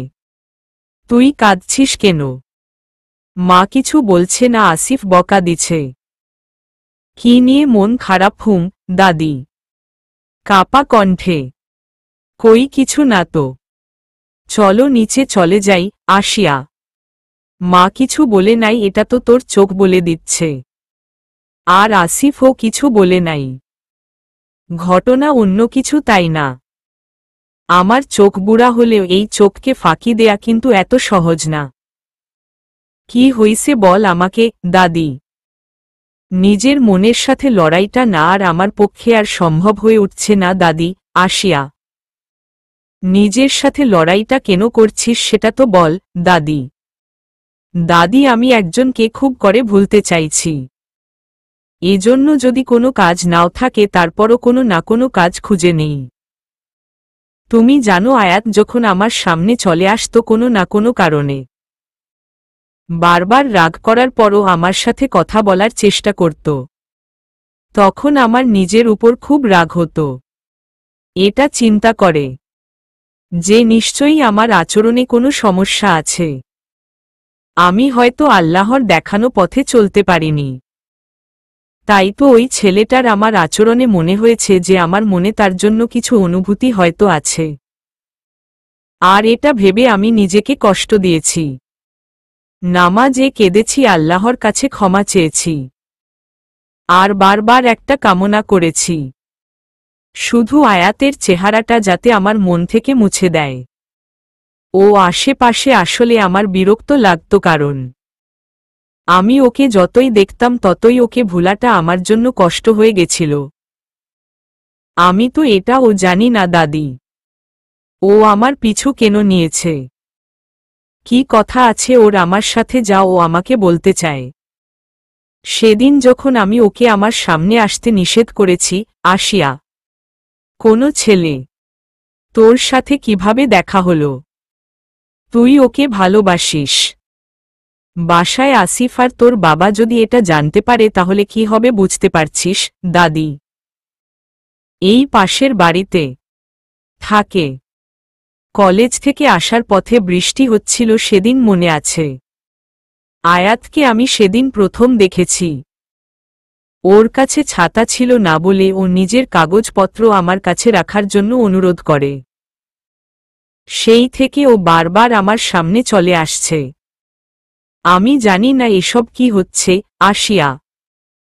দাদি জোর করাতে আমি সব বলে তো দিলাম ঠিকই, কিন্তু দাদি সবকিছু শুনে শুধু একটা কথাই আমাকে বলল, আর সেটা হলো, তোর মন থেকে ওই ছেলেকে মুছে ফেল, এটাই সবার জন্য ভালো। তোর বড় বোনের এখনো বিয়ে হয়নি, ওর জন্য ছেলে দেখতেছি আমরা। তোর এসব ঘটনা জানাজানি হলে বুঝতে পারছিস কতটা বদনামি হবে আমাদের। আসিফকে তো তুই ভালো করে চিনস। ওর কান পর্যন্ত এ কথা গেলে সবার আগে তোর গলা টিপে হত্যা করবে। তারপর ওই ছেলের যা হবে সেটা আল্লাহ জানে দাদি। দাদিও আমার কথাটা বুঝল না। আমি কি বলেছি যে আমি আয়াতের কাছে নিজের ভালোবাসা প্রকাশ করব? আমি জানি এসব কিছু ভুল। নিজেকে যতই এসব থেকে দূর করতে চাইছি, সব অনুভূতিগুলো আরও বেশি করে আয়াতকে মনে করিয়ে দিচ্ছে। দাদি চলে যাওয়ার পর কিছুক্ষণ আকাশের দিকে তাকিয়ে থাকলাম, আর মনে মনে ঠিক করে নিলাম, আমি কখনো আয়াত বলে কাউকে দেখিনি, কাউকে চিনিও না। পরিবার আর আল্লাহর প্রতি যে ভালোবাসা সেটাই সত্যি, আর বাকি সব শুধু এক মায়া মাত্র। মনে মনে নিচে নিজের রুমে গিয়ে টেবিলের ড্রয়ার থেকে আমার ডায়েরিটা বের করে নিলাম, আর ভাবছিলাম কি লিখব। আমি জানি তুমি প্রতিদিন আমাকে দেখার জন্য ছাদে ঘন্টার পর ঘন্টা দাঁড়িয়ে থাকো। আমি তোমার মুখের বলা কথাগুলা যেমন শুনেছি, তেমনি যে কথাগুলো তুমি আমাকে পারোনি। হ্যাঁ, এটা সত্যি, আমি তোমাকে বলতে দেইনি। তোমার না বলা কথাগুলো কিন্তু আমার মন ঠিক বুঝে নিয়েছে, কারণ তোমার চোখ তা অনেক আগেই বলে দিয়েছে। ভালোবাসা কি, ভালোবাসা কেমন হয় সেটা আমার জানা নেই, শুধু এটা জানি তুমি আমার জন্য ছাদে এসে অপেক্ষা করো, এটা আমার ভালো লাগে। শুধু জানি তোমার উপস্থিতি আমাকে আনন্দ দেয়, যেখানে সবাই আজ আমাকে ভুল ভাবছে, যাদের কথায় আঘাতে আমি রোজ কষ্ট পাচ্ছি। রোজ চোখ দিয়ে অজস্র পানি ঝরে যায়, তখন আর বাঁচতে ইচ্ছে করে না। কিন্তু তার মধ্যে একটা সত্যি হলো তুমি, যার এক ঝলক দেখলে ঠোঁটের কোনো হাসি ফুটে ওঠে। আমি জানি তোমার নাম আরাহাম, কিন্তু আমার কাছে তুমি আমার নূরে আয়াত। ডায়েরিতে কথাগুলো লেখার সময় হঠাৎ রুমে আশরিকা চলে আসলো, তাই আসিয়া তাড়াতাড়ি ডায়েরিটা তার জায়গায় রেখে দিয়ে চোখ মুছে স্বাভাবিক হওয়ার চেষ্টা করল। কি ব্যাপার আশরিকা? কই কিছু না তো। হঠাৎ আশরিকা আমাকে একথা কেন বলল? তাহলে কি দাদি ওকে ও সব কিছু বলে দিয়েছে? আসিয়া, আরে কি ব্যাপার বল না, আমার কাছে লুকিয়ে কি লাভ? আমি সারাদিন মোবাইল নিয়ে পড়ে থাকি বলে ভেবো না যে আমার দুনিয়া সম্পর্কে কোনো জ্ঞান নাই, বলেই হাসতে শুরু করে দিল। হাহা হাহা, তোর চেহারাটা একবার আয়নায় দেখ। তুই কি ভয় পেয়ে গেছিস? আশরিকা। আমি অবাক হয়ে আশরিকাকে দেখছি। আর ওর মনে কি চলছে সেটা বুঝার চেষ্টা করছি। আশ্রিকা কথার মাঝেই হঠাৎ ছুটে গিয়ে রুমের জানালা পর্দা আর বারান্দায় থাই গ্লাসটা খুলে দিল। আমি বিরক্ত হয়ে জানালার পর্দা ঠিক করতে গিয়ে সামনে চোখ পড়তেই দেখি আয়াত ওদের বারান্দায় বসে আছে। বারান্দায় বসে আয়াত ওর মার সাথে কথা বলছে। দেখে মনে হচ্ছে ও কোনো ব্যাপারে বেশ চিন্তিত। আশিরকাকে শতবার বলেও আজ জানালা আর দরজাটা বন্ধ করাতে পারলাম না। আমি জানালার সামনে থেকে সরে আসার সময় আয়াতের চোখে চোখ পড়ে গেল। এই প্রথম ও সম্পূর্ণভাবে আমার চেহারাটা দেখল। আয়াতকে দেখামাত্র আমি যেন আমার মনের সব কষ্ট ভুলে গেলাম। আয়াত এমন অবাক দৃষ্টিতে আমার দিকে তাকিয়ে আছে। আর ওর তাকানো দেখে আমার লজ্জা লাগল। এই প্রথম কোনো ছেলে আমাকে বোরকা ছাড়া দেখল। পিছন থেকে আশ্রিকার কণ্ঠ শুনে আমি নিজের কল্পনা থেকে ফিরে আসি। দাদির বলা সব কথা আবার মনে পড়ে গেল। তাই রুমের ভিতরে চলে আসলাম। আশ্রিকা, প্লিজ জানালা আর দরজটা না খোলা রাখলে হয় না। তুই তো জানিস পাশে এক বাড়ি আছে। আমার জন্য সমস্যা। কারণ নিজের রুমে থাকা সত্ত্বেও কেউ আমাদের দেখবে এটা তো ঠিক না। আসিয়া, শোন, আমাকে এত জ্ঞান দিস না তো। তোর যা মনে চায় তুই সেটা কর, আর আমার যা মনে চায় সেটা আমাকে করতে দে। তোর জন্য রুমটা সারাক্ষণ অন্ধকার করে রাখতে হয়। বাবাকে কতবার বললাম আমি ও বড় আপুর মতো একা এক রুমে থাকব, কিন্তু আমার কথার কোনো দাম নাই কারো কাছে। যতদিন আমার কথা কেউ না শুনবে ততদিন আমি আমার মন মতোই করব। আশ্রিকার সাথে কথা বাড়িয়ে কোনো লাভ নেই, সেটা আমার বুঝা হয়ে গেছে। তাই নিজেই চুপ হয়ে গেলাম।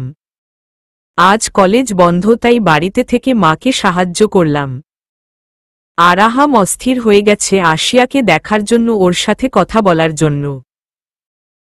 এতদিন কথা না হলেও আরাহাম ওকে দূর থেকে দেখতে পারত, কিন্তু এখন আসিয়া পরিবারের কথা চিন্তা করে। ছাদে গিয়ে নামাজ পড়া বন্ধ করে দিয়েছে। প্রয়োজন ছাড়া কারো সাথে কোনো কথাই বলে না আসিয়া, এমনকি রুম থেকেও বের হয় না। আজ কলেজ বন্ধ সেটা আরাহাম জানে না। ও বাড়ির গেইটের সামনে দাঁড়িয়ে আছে আসিয়ার জন্য। সকাল থেকে বিকেল হয়ে গেল, আসিয়াকে দেখতে পেল না। আরাহামের চোখ মুখ লাল হয়ে আছে, শুধু কান্না করতে পারছে না আসিয়ার জন্য। ভিতরে বুকটা ফেটে যাচ্ছে, কিন্তু চোখ দিয়ে এক ফোঁটা পানি পড়ছে না।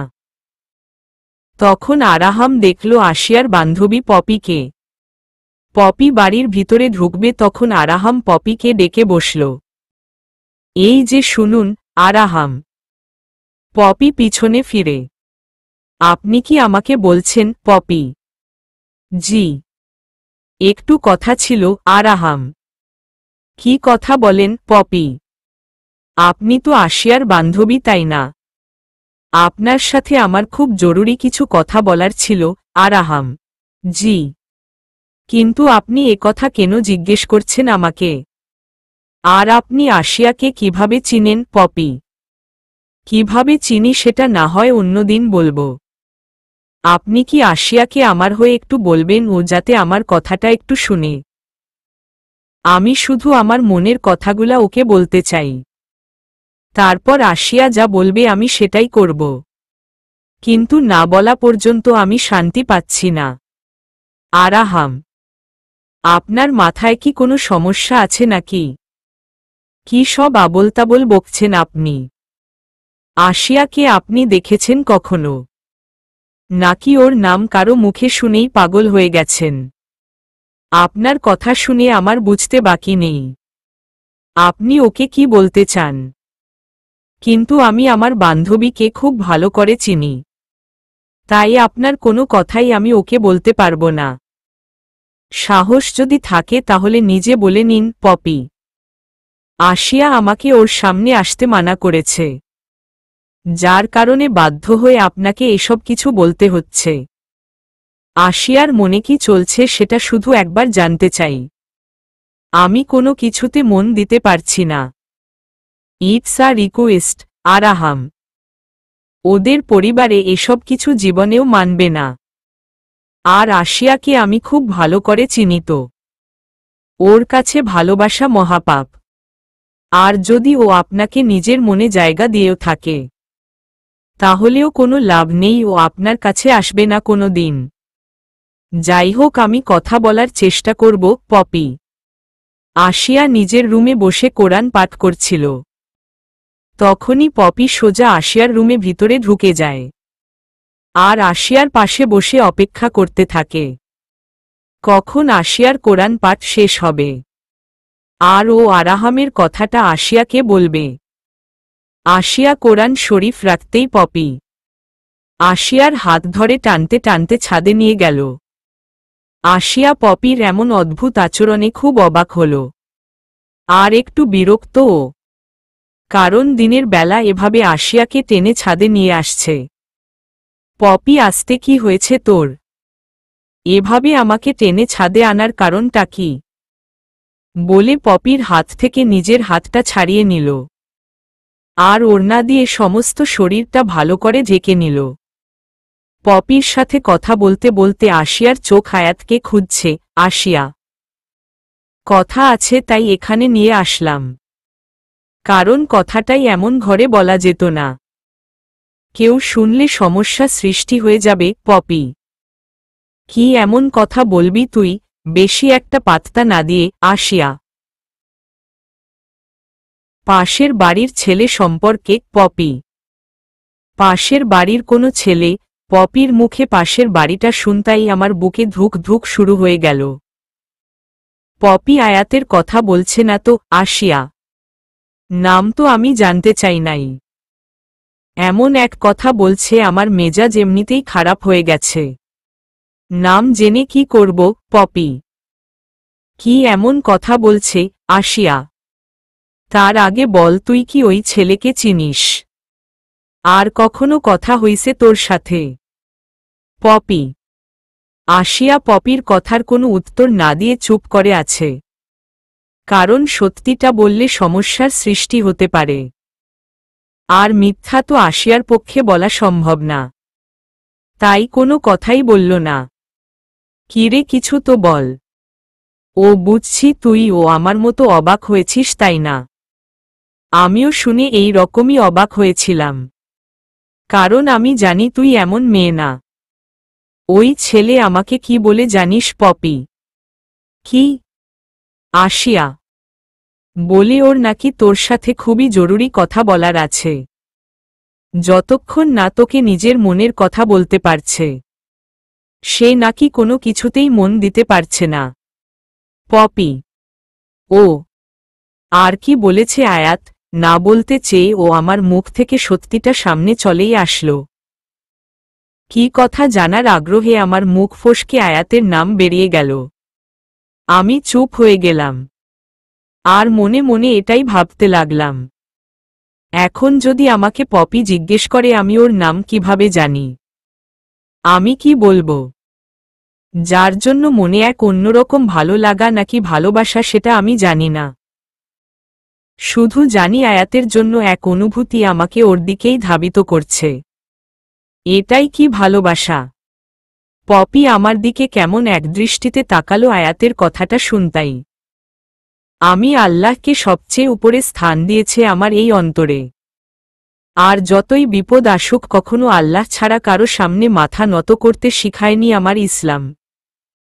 তাই এবার ভেবে নিলাম আমি পপিকে সেটাই বলবো যা সত্যি আর যতটুকু ঘটেছে। আশিয়া, আয়াত, তুই নাম জানিস তার মানে? তার মানে এখন আমার কাছে পরিষ্কার। আশিয়া, তুই অনেক সাদাসিধে, তাই তুই এসব ছেলেদের চিনবি না। আর তুই যেভাবে বড় হয়েছিস সেখান থেকে কি এগুলা সম্ভব বলে তোর মনে হয়? কারণ আমি যা দেখছি এটা একেবারেই অসম্ভব। যাই হোক, সুন্দর চেহারার পিছনে তাদের চরিত্রটা কিন্তু খুব একটা ভালো হয় না। আজ তোকে ভালো লাগছে তাই এমন পাগলামি করে দেখাবে তোকে যে তুই ছাড়া ওর লাইফ অসম্ভব, কিন্তু তুই পাত্তা না দিল দেখবি কালকেই অন্য কারো পিছনে ঘুর ঘুর করছে। পপি। আয়াত সম্পর্কে এসব কথাগুলা আমি আর শুনতে পারছিলাম না। জানি না কেন ইচ্ছে করছে ঠাস ঠাস করে পপির গালে চড় বসিয়ে দেই। কিন্তু এটাও ঠিক, আমি তো আয়াতকে ভালো করে চিনি না। ওর সম্পর্কে কোনো কিছু জানা নেই আমার। সব দিক বুঝতে পারছি, তারপরও কেন জানি না আমার চোখের পানিকে আটকে রাখতে পারছি না। কেউ আমার মনকে বুঝতে কেন চাইছে না। আয়াত হয়তো এরকম না। আশিয়া, আশিয়া, তুই এটা কিভাবে বলতে পারিস?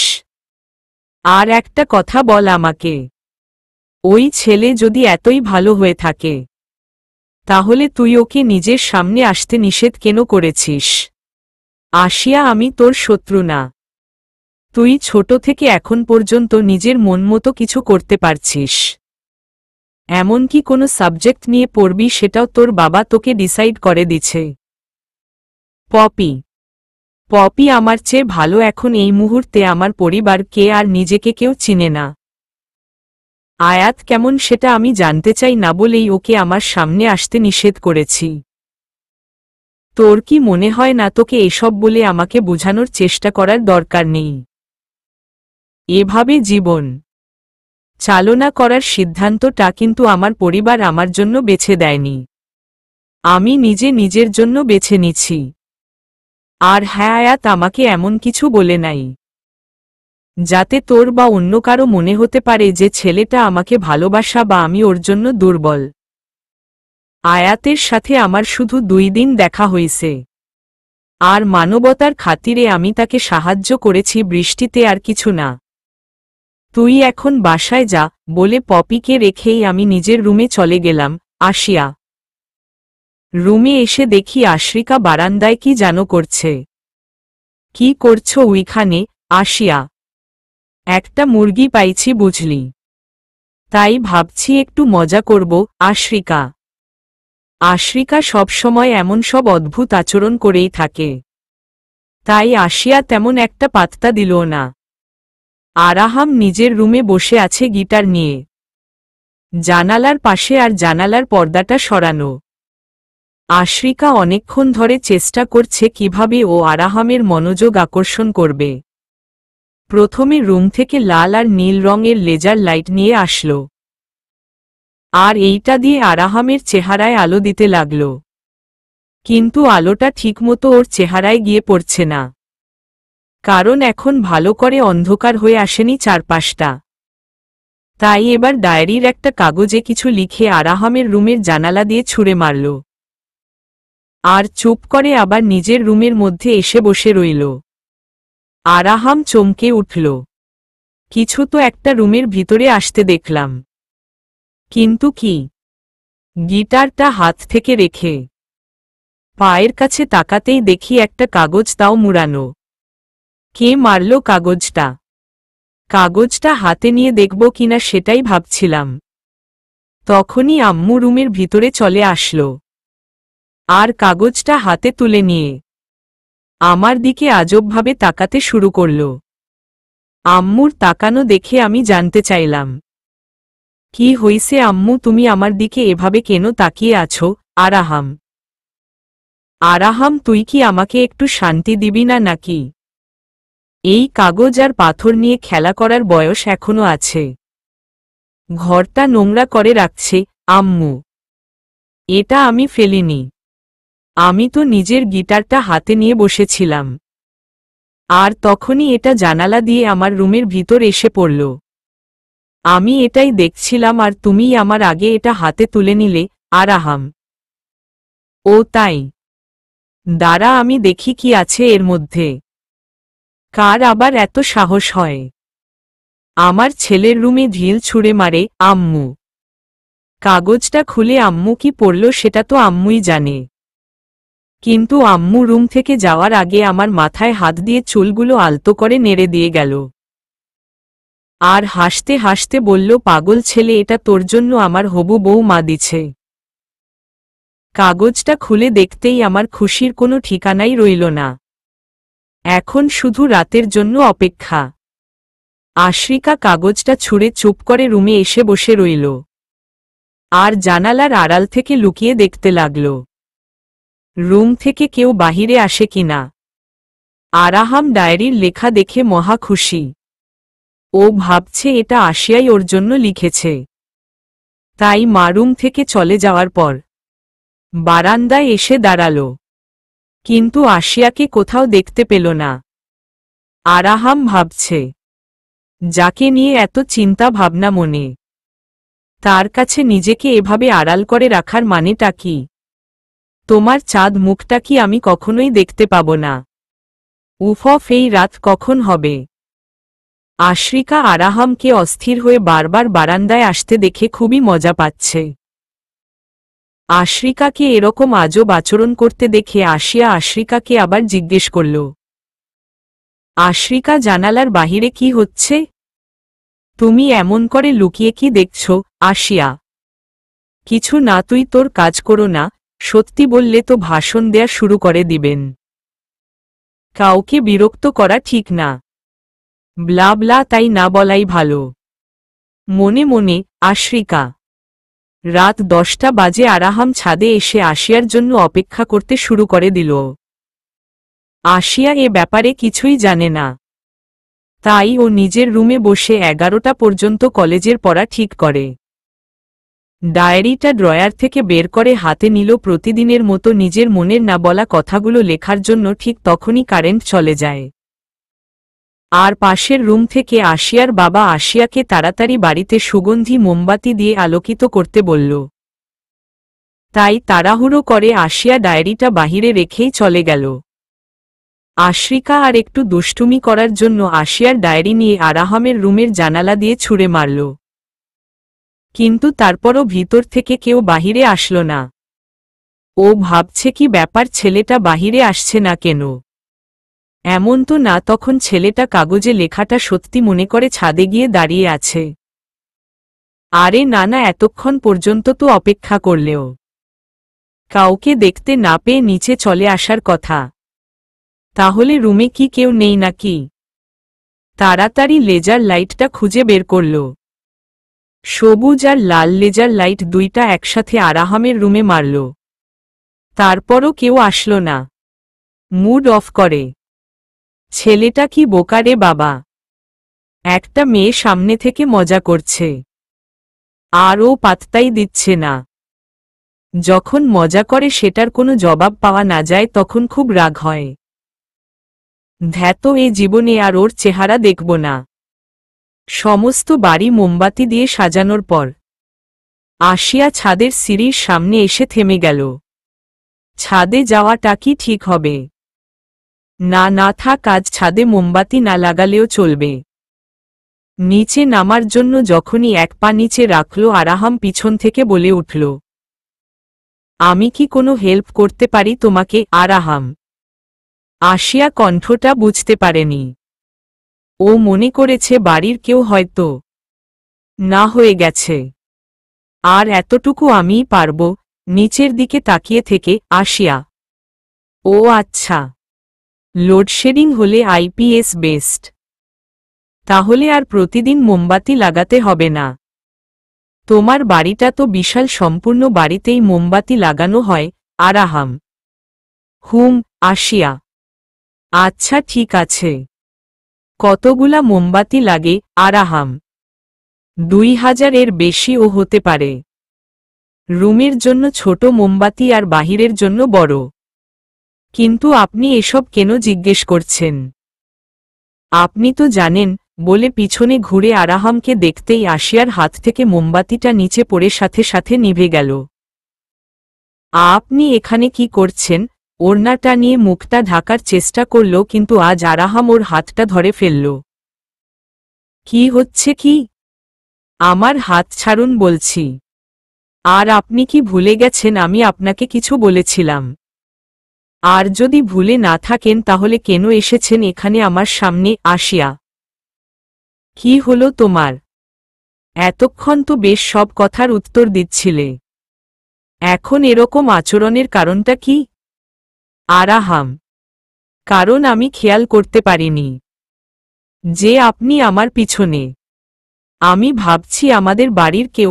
আসিয়া, মিথ্যা, তুমি অবশ্যই জানতে যে এখানে এই মুহূর্তে আমি তোমার জন্য অপেক্ষা করে আছি। এটা ঠিক, তুমি 10টার সময় আমাকে আসতে বলেছ। আমি সেই তখন থেকে তোমার জন্য মশার কামড় খেয়ে এখানে অপেক্ষা করছি। তুমি দেরি করে আসছ। রাগ এখন আমার হওয়ার কথা, কিন্তু দেখো আমি কি শান্ত হয়ে কথা বলছি। উল্টো তুমি রাগ করছ। আরাহাম, আপনার মাথা ঠিক নাই, তাই পাগলের প্রলাপ বলা শুরু করে দিছেন। আমি কেন আপনাকে এখানে আসতে বলবো, বলেই চলে যাওয়ার জন্য সিঁড়ি দিয়ে নামতে শুরু করে দিল আসিয়া। নূরে আয়াত, ভালো লাগাটা কখনো মানুষের নিজের ইচ্ছে মতো হয় না, এটা তো বাস মন থেকে হয়ে যায়। কথার লাইনগুলা আসিয়ার খুবই পরিচিত, কারণ এগুলা ওর লেখা। কথাগুলো এক এক করে যখন আরাহাম পড়ছে, আসিয়া শুনেই ওই জায়গাতেই থমকে দাঁড়াল। কি নিজের লেখা মনে আছে তো নাকি? না, এখন বলবে এগুলা তোমার লেখা না। নূরে আয়াতকে আসিয়া, আরাহাম, এটা আমি আপনাকে বলার প্রয়োজন মনে করছি না। আর এসব বলে কি বুঝাতে চাইছেন আপনি? সত্যি তো এটাই, আমি আপনাকে এখানে আসতে বলি নাই। আপনার সাথে কথা বললেও আমার গুনাহ হবে। এখন নিজের মন থেকে বানানো কথা নিয়ে চলে যান, আসিয়া। আরাহাম রাগান্বিত হয়ে কাগজটা আসিয়ার হাতে ধরিয়ে দিল। আমি কি পাগল যে নিজের খেয়ালে তোমাকে নিয়ে যা খুশি ভাবব? আসিয়া কথাটা শুনে অবাক হয়ে আরাহামের দিকে তাকিয়ে আছে। আরে, আমার বলার মানে এটা ছিল না। আমি তোমাকে নিয়েই ভাবি। ইনফ্যাক্ট তুমি জানো না তুমি আমার জন্য কি? সত্যি বলছি আসিয়া, তুমি আমার দুনিয়া। প্লিজ তুমিও আমাকে তোমার দুনিয়া বানিয়ে নাও না। আমি কোনো ভনিতা না করেই সোজা কথাটা বলছি ওকে। আসিয়া, আমি তোমার নূরে আয়াত হতে চাই। I love you, Araham. আপনি আমাকে ভালোবাসেন ঠিক আছে, কিন্তু আমার জন্য আপানকে ভালোবাসাটা হারাম। আপনাকে দেখা হারাম, কথা বলাটা হারাম। আর এটা সত্যি, এই কাগজের প্রতিটি কথা আমার নিজের লেখা। কিন্তু আমি জানি না এটা আপনার কাছে কি করে এলো। আর আপনি কোনো দিন আমার আয়াত হতে পারবেন না। আয়াত তো যাক, এসব আপনি বুঝবেন না। এখন আর কোনো কথা না বাড়িয়ে চলে যান। আসিয়া। আসিয়ার কঠিন কথাগুলো শুনে আরাহামের চোখে পানি টলমল করছে, চোখ লাল হয়ে গেছে। আসিয়া নূর, কথা বলার সময় গলায় কথাগুলো আটকে আসছিল। আমার ভালোবাসা তোমার জন্য হারাম কেন সেটা কি জানতে পারি, আরাহাম? কারণটা হলো, আসিয়া। থাক, বলতে হবে না। আমি জানি মিথ্যা বলাটা তোমার জন্য কতটা কষ্টের হবে। আর এখন যদি তুমি আমার জন্য মিথ্যে বলো, তাহলে না জানি নিজেকে মিথ্যে বলার জন্য কতটা শাস্তি দিবে তুমি। আর আমি চাই না তুমি নিজেকে সামান্য থেকে সামান্যতম কষ্ট দাও। তুমি আমাকে কষ্ট দিয়ে যদি ভালো থাকতে পারো, তাহলে আমার কোনো সমস্যা নাই, কিন্তু নিজেকে কষ্ট দিও না। এটা আমি সহ্য করতে পারবো না। তুমি যখন আমাকে তোমার সামনে আসতে নিষেধ করেছ না, তখন আমি তোমাকে দূর থেকে এক নজর দেখার জন্য ঘন্টার পর ঘন্টা ছাদের উপর মশার কামড় খেয়ে দাঁড়িয়েছিলাম। তুমি হয়তো জানো না সেটা। আসিয়া, আমি তোমাকে অনেক ভালোবাসি। আরাহাম, অপেক্ষা কি শুধু আপনি করেছেন আর আমি কি বলে ফেললাম, আসিয়া? আর তুমি কি? প্লিজ, তুমি এভাবে আমাকে কষ্ট দিতে পারো না। তোমার কি মনে হয় আমি মুসলিম না? আমাকে ভালোবাসলে তুমি কি মুনাফিক হয়ে যাবে? তাহলে দোয়া করো আজ রাতেই ঘুমের মধ্যেই যাতে আমি মরে যাই। আসিয়া আরাহামের মুখটা চেপে ধরে। আরাহাম চুপ, আর একটা কথাও না। আর একবার যদি এমন সব কথা বলেন আপনি, তাহলে কিন্তু, আসিয়া। তাহলে কিন্তু কি? আমি বলছি তাহলে তোমার আর আমাকে সহ্য করতে হবে না, আর আমার জন্য কোনো গুনাহও হবে না। আরাহাম, তাহলে কিন্তু ভালো হবে না বলে দিচ্ছি আয়াত। আপনি কেন যা সম্ভব না সেটার পিছনে নিজের সময় নষ্ট করছেন, আসিয়া? সময় নষ্ট সেটা তো তোমার কাছে মনে হচ্ছে। আমার কাছে তো তোমাকে একটু দেখতে পেলে মনে হয় সম্পূর্ণ দিনটা স্পেশাল হয়ে গেল। আসিয়া তোমার আয়াত আমি তাই না, আরাহাম। কারো পায়ের শব্দ শুনতে পেলাম মনে হল। দেখেন আপনি এখন এখান থেকে চলে যান। কেউ এদিকে আসছে মনে হল। আর এভাবে আমাদের দেখলে না জানি কি মনে করবে, আসিয়া। না যাব না। আসুক, আমি কি কাউকে ভয় পাই নাকি? আজ সত্যিটা তোমার মুখ থেকে না শুনে যাব না। এত কথা বলতে পারছো আর ভালোবাসো কিনা সেটা বলতে সমস্যা হচ্ছে কেন, আসিয়া? আরাহাম। আসিয়া ভয়। কি শুনতে চান আপনি?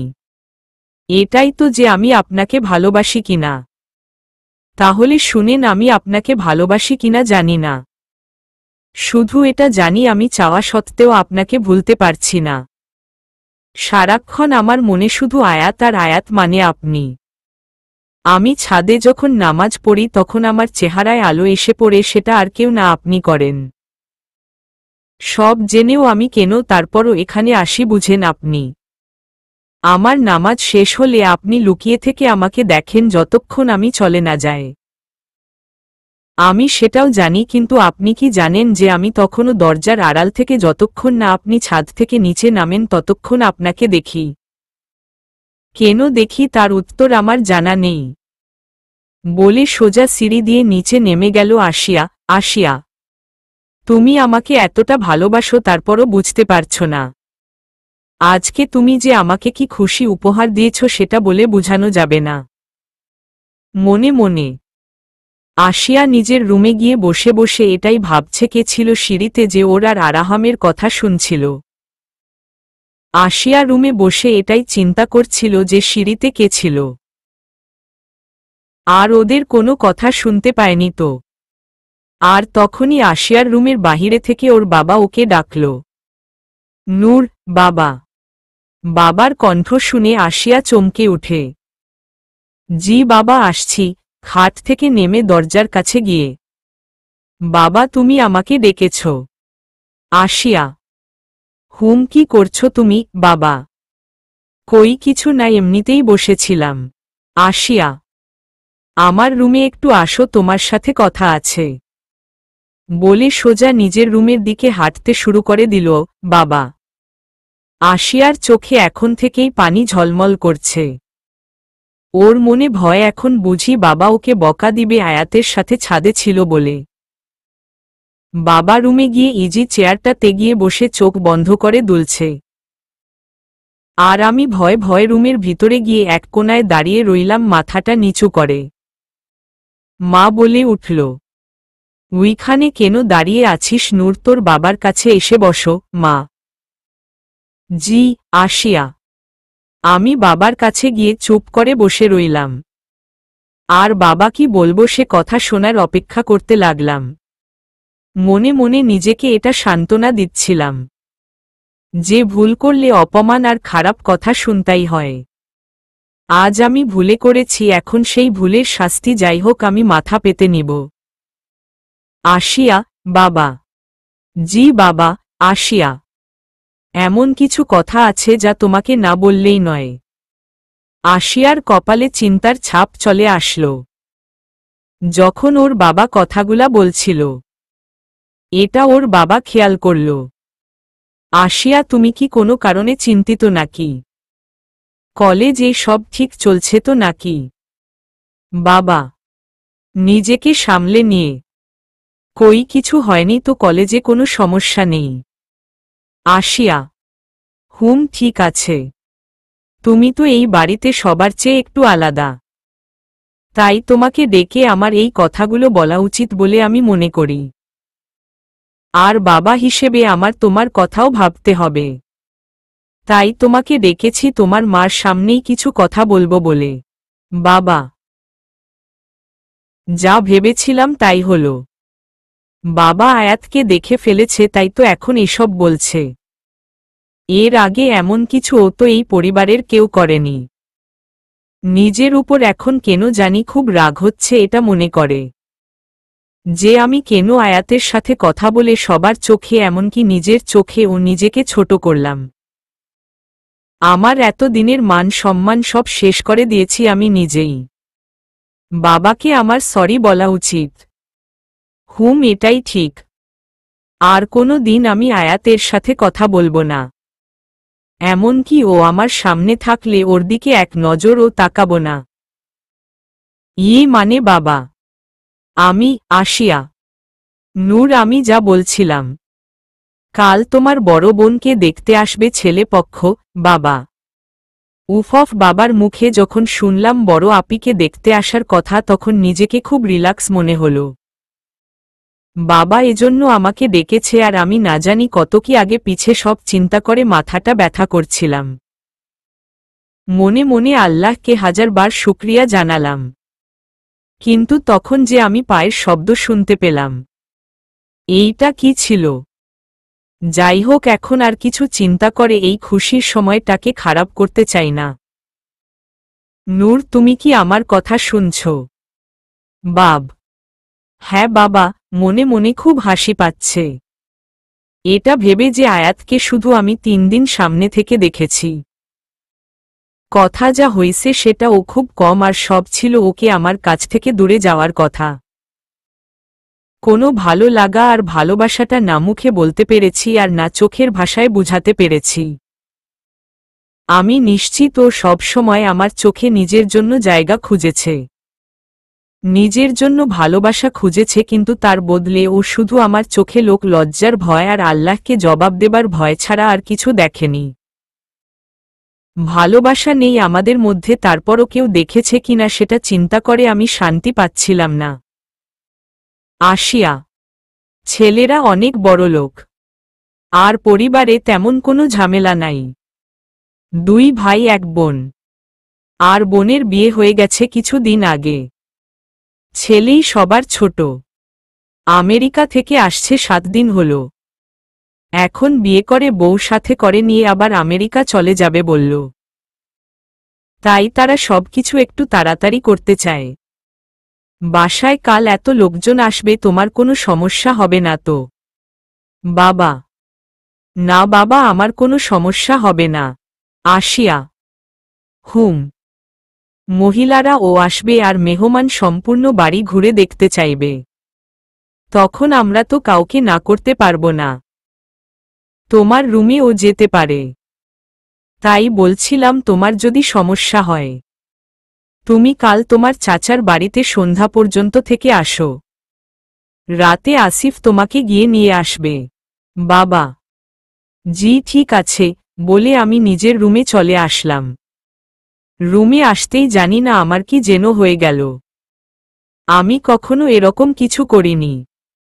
আমি খুশিতে রুমের ভিতরে গিয়ে লাফালাফি করতে শুরু করে দিলাম। আসিয়া। কি ব্যাপার, কি হইছে? আশ্রিকা। আমি এতটাই নিজের মধ্যে বিজি ছিলাম যে খেয়ালই করিনি। রুমের ভিতরে আমি একা থাকি না। এই রুমে আমার সাথে আমার দুষ্টু মিষ্টি বোন আশ্রিকাও থাকে। ওর কণ্ঠ শুনে আমি লাফালাফি বন্ধ করে পিছন দিকে ঘুরে তাকালাম। আর আশ্রিকাকে দেখতেই আমার আয়াতের কথা মনে হল। ওর হাতে আমার লেখা ডায়েরির কাগজটা কি করে আসলো? সোজাসুজি তো আশ্রিকাকে কিছু জিজ্ঞেস করা যাবে না। তাহলে কিভাবে জিজ্ঞেস করব পাজিটা কে? আশ্রিকা, তুই বারান্দায় কি করছিলি তখন? আসিয়া। আরাহাম ছাদ থেকে নিচে নেমে আসতেই আরাহামের মা ওর দিকে তাকিয়ে মিটিমিটি হাসতে শুরু করল। আম্মু, কি হয়েছে? তুমি আমাকে দেখে হাসছ কেন? আমার চেহারায় কি কোনো সমস্যা হয়েছে? আরাহাম। কিছুই হয়নি তো, তুই যা, রুমে যা। আম্মু। সত্যি কিছু হয়নি? আরাহাম। আম্মু। আরাহাম আবার রুমে যাওয়ার জন্য সামনে এগুতেই আবার ওর মা হাসতে শুরু করে দিল। কিছু হয়নি তাই না আম্মু? কিন্তু বারবার হিহিহি করে হাসছ। আর এটা আমি খেয়াল করেছি। তুমি আমাকে দেখেই হাসছ, বাবার পাশে গিয়ে বসে, তাই না বাবা? তুমিও এটা খেয়াল করেছ না? আম্মু আমাকে দেখেই হাসছিল। এই নাও, আমি এখন এখানেই বসে থাকব যতক্ষণ তুমি সত্যি না বলবা। আরাহাম, আমি বলছি তোর মা তোকে দেখে কেন হাসছে? আব্বু, হুম তুমিই বলো। আরাহাম, তোর মা এজন্য হাসছে কারণ যাকে সারাদিন মুখ ভরে বাবু বাবু করে, তুই রাগ করলেও বাবুই বলে। তোর মার কাছে তুই কখনোই বড় হবি কিনা আমি সেটা চিন্তা করতাম, কিন্তু আজ যা ঘটেছে তোর মা বুঝতে পারছে। আব্বু, কি বুঝতে পারছে সেটা তো বলো।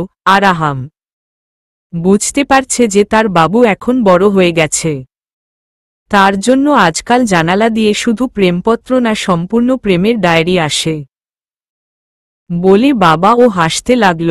আব্বু, ও প্রথমে আরাহাম বাবার কথাটা খেয়াল করেনি।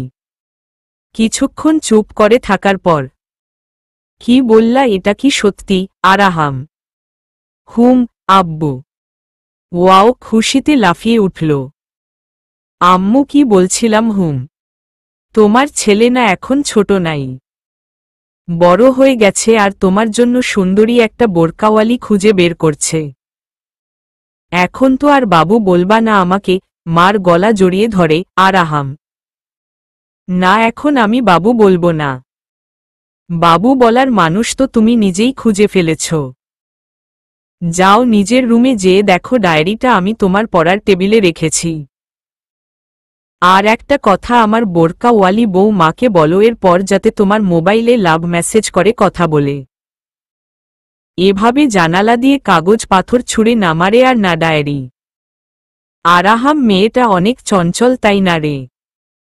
তাই তো লাল নীল লাইট মারছিল রুমে, একবার ও এটা ভাবল না কেউ দেখলে সমস্যা হতে পারে।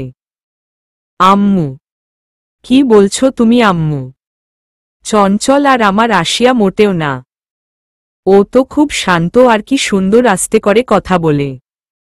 এমন কি জানো আম্মু, আমি তো এখনো আমার আশিয়া চেহারাটাই ভালো করে দেখিনি।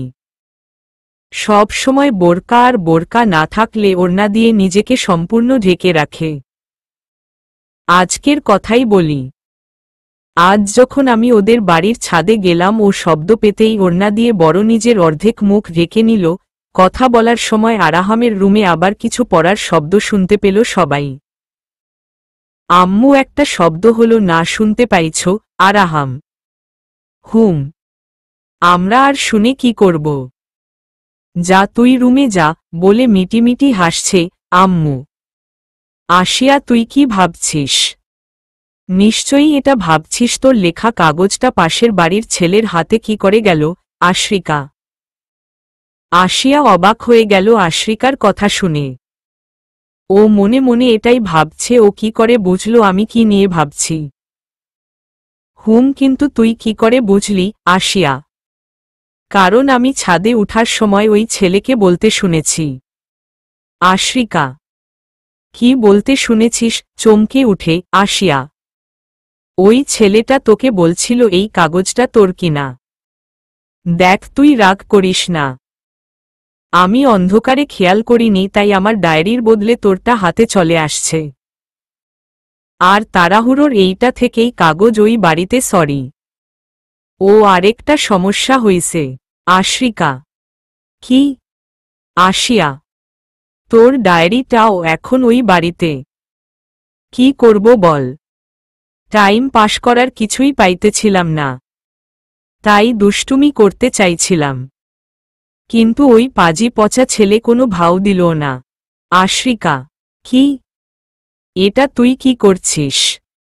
এখন আমার খুব রাগ হচ্ছে আশ্রিকা, আজ তোকে কেউ বাঁচাতে পারবে না, বলে দুজনে সম্পূর্ণ রুমে ছুটাছুটি করতে শুরু করল। আর ছুটাছুটি করতে করতে আশিয়া যখন আশ্রিকাকে ধরার জন্য ওর পিছন পিছন বারান্দায় গেল, তখন আশ্রিকা আশিয়াকে রুমের বারান্দায় লক করে দিল। আশ্রিকা, কি করছিস? দরজাটা খোল। আশিয়া। আরাহাম নিজের বারান্দায় এসে আশিয়াকে দেখে ও একটা কাগজে কিছু লিখে আশিয়ার রুমের বারান্দায় ছুঁড়ে মারল। আশিয়া প্রথমে আরাহামকে খেয়াল করেনি, বারান্দায় কিছু একটা পড়ার শব্দ পেয়ে নিচে তাকিয়ে দেখে একটা কাগজ। আসিয়া নিচু হয়ে কাগজটা হাতে তুলে নিল। কাগজটা খুলে তাতে লেখা দেখল, আলোর ভুবন হয়ে এসেছ তুমি আমার জীবনে আলোকিত করতে। এই মন বসে আছে একবার তোমার মুখে ভালোবাসি কথাটি শুনতে। আমি কি পারবো আমার নূরকে এক ঝলক চোখ ভরে দেখতে। আসিয়া এক লাইন করে পড়ছে আর বারান্দার নিচে খুঁজছে। পাশের বারান্দায় যে আরাহাম দাঁড়িয়ে আছে এটা আসিয়া অন্ধকারে খেয়াল করেনি। আরাহাম আসিয়ার দৃষ্টি আকর্ষণ করার জন্য নানান রকমের শব্দ করতে শুরু করল মুখে। তারপরও আসিয়া দেখছে না। এবার আরাহাম আর কোনো উপায় না নিয়ে পেয়ে বারান্দায় লাইটটা অন করে দিল। আসিয়া আবার দরজায় নক করে আশরিকাকে বলবে খোলার জন্য, তখন লাইটের আলোতে ওদের বারান্দাটা ও যেন আলোয় সব দেখা যাচ্ছে। আসিয়া আর চোখে আরাহামদের বাড়ির দিকে তাকাতেই সোজা চোখ পড়ল আরাহামের উপরে। যখনই পাশের বাড়ির বারান্দায় চোখ পড়তেই দেখলাম আয়াতকে দাঁড়ানো অবস্থায়। তখন আর আমার বুঝতে বাকি রইল না এটা কার কাজ হতে পারে। লেখার প্রতিটি শব্দ বলে দিচ্ছিল এটা তুমি। এত কাছে দাঁড়িয়ে আছো তুমি, অথচ আমার চোখ আর মন তোমাকে দূরে খুঁজে বেড়াচ্ছিল। কি করে সব মিলে যাচ্ছে? আমার রুমের বরাবরই কি তোমার রুমটা হওয়ার কোনো দরকার ছিল? এক মুহূর্ত ও কখনো কখনো মানুষের মনের শান্তি দূর করে দিতে পারে। এসব তো শুধু গল্পের বইগুলোতেই পড়েছিলাম, কখনো সত্যি বলে মনেই করিনি। এখন যখন নিজের চোখের সামনে নিজের মনের ভিতরের সব এলোমেলো হতে দেখছি, অনুভব করছি, এখন বিশ্বাস হয়ে গেছে। তাহলে বইয়ে যে লেখা একজন মানুষ হাজারবার প্রেমে পড়তে পারে। কারো কারো জীবনে বারবার প্রেম এসে হাতছানি দেয়। আচ্ছা, আয়াত কি সত্যিই আমাকে ভালোবাসে, নাকি শুধু আকর্ষণ? এটা কি করে বুঝবো আমি? এখন তো আয়াত আমার মনের লুকানো সব কথা, যা আমি নিজের সাথেও কখনো বলিনি, কেউ চোখের ভাষা বুঝে যাবে বলে শুধু ডায়েরিতে লিখেছি, সব জেনে গেছে। আমি কি করে জানবো আয়াতের আগে কাউকে ভালোবাসত কিনা? আয়াতের দিকেই তাকিয়ে থেকে কথাগুলো ভাবছিলাম। তখন হঠাৎ বৃষ্টির ফোঁটা আমার চেহারায় এসে পড়ল বলে মনে হলো। পানিগুলো এত জোরে এসে পড়ছে যার কারণে আমি নিজের কল্পনার জগৎ থেকে বাস্তবে ফিরে আসলাম। আশরিকা, দরজাটা খুলে দে প্লিজ, আমি বৃষ্টিতে ভিজে গেলাম তো। আসিয়া, আর কোনো বাহানা পাইলা না তুমি? না, এখন কোনো বৃষ্টি হচ্ছে না। তুই ভিজবি কিভাবে? তোমাকে আজকে আমি বারান্দা থেকে ভিতরে আনব না। ডায়েরির জন্য আমার সাথে ফাইটিং করতে চাও তাই না? আশরিকা, সেটা তো তুই হলে ও রাগ করতি তাই না? যদি আমি তোর ব্যক্তিগত কোনো জিনিস না বলে এভাবে কারো বাসায়, কথা শেষ করার আগেই। আসিয়া, আসিয়া, আসিয়া প্লিজ একটু এদিকে তাকাও না। আরাহাম, আয়াত আমার নাম ধরে ডাকল মনে হচ্ছে। ভয় আমার অন্তর আত্মা সব শুকিয়ে গেছে। আয়াতকে চুপ করতে ও বলতে পারছি না, কারণ আমি ওকে কিছু বললে আশরিকা শুনে ফেলবে। আশরিকা এখন দরজার কাছেই আছে। চুরি না করেও আজ নিজেকে চোর চোর মনে হচ্ছে। এতবার ঠোঁটে আঙুল রেখে আয়াতকে বুঝাতে চাইছি একটু চুপ করো। পাগলটা কিছুই বুঝছে না আমার ইশারা। আজকে মনে হয় সর্বনাশ ঘটিয়ে ছাড়বে। আর এই সব কিছু আশরিকার দুষ্টুমির কারণে হচ্ছে। আসিয়া ভালো করে বাহিরের দিকে খেয়াল করল। এটা তো বৃষ্টি না। আরাহামের হাতে পানির বোতল দেখে বুঝতে পারল এটা ওর কাজ। আর আরাহাম হাত দিয়ে কি জানো ইশারা করছে, আসিয়া ঠিক বুঝতে পারছে না। আরাহাম দৌড়ে রুমে ভিতরও গেল।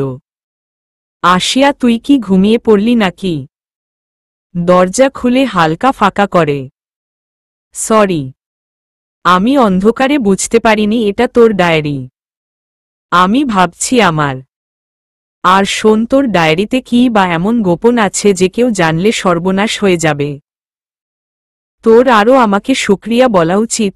আশরিকা, শুকরিয়া কেন বলবো সেটা তো বল। আসিয়া, তোর ডায়েরিতে তুই সবসময় গজল আর হাদিস এসব নিয়ে লিখিস। যে পাবে সে মনে করবে লাভ মেসেজ, যখন ভিতরে দেখবে তখন নিজের মাথায় হাত দিবে। আর যদি লুচু না হয়, স্বভাব ঠিকঠাক হয়, তাহলে একেবারে নামাজি, তাই না বল? থ্যাঙ্কস বল আমার জন্য, আজ তুই কারো হেল্প করতে পারলি। আশরিকা আরাহামের রুমের দিকে তাকিয়ে ভাবছে, কি ব্যাপার, আয়াত এভাবে দৌড়ে রুমে চলে গেল কেন? আর বারবার হাত দিয়ে কি ইশারা করে বোঝানোর চেষ্টা করছিল। যাই হোক, ভালো হইছে ও নিজের রুমে চলে গেছে, আশরিকা ওকে দেখলে সমস্যা হয়ে যেত। আশরিকা এবার ভিতরে চল আর পর্দাগুলো ভালো করে টেনে দে। আসিয়া আচ্ছা ঠিক আছে চল, আজকে তোকে অনেক বিরক্ত করছি, না করব না, চল। হঠাৎ নিচে চোখ পড়তেই আশরিকা আসিয়ার হাতটা টেনে ধরে। আসিয়া একটা জিনিস দেখতে পাইছিস? আশরিকা আমতা আমতা করে কি? আল্লাহই জানে, আয়াত আবার চলে আসেনি তো মনে মনে। আসিয়া আরে কানি, ওই বাড়িটার নিচে দেখ। আশরিকা আসিয়া দেখতেই নিজের চোখ বন্ধ করে নিল।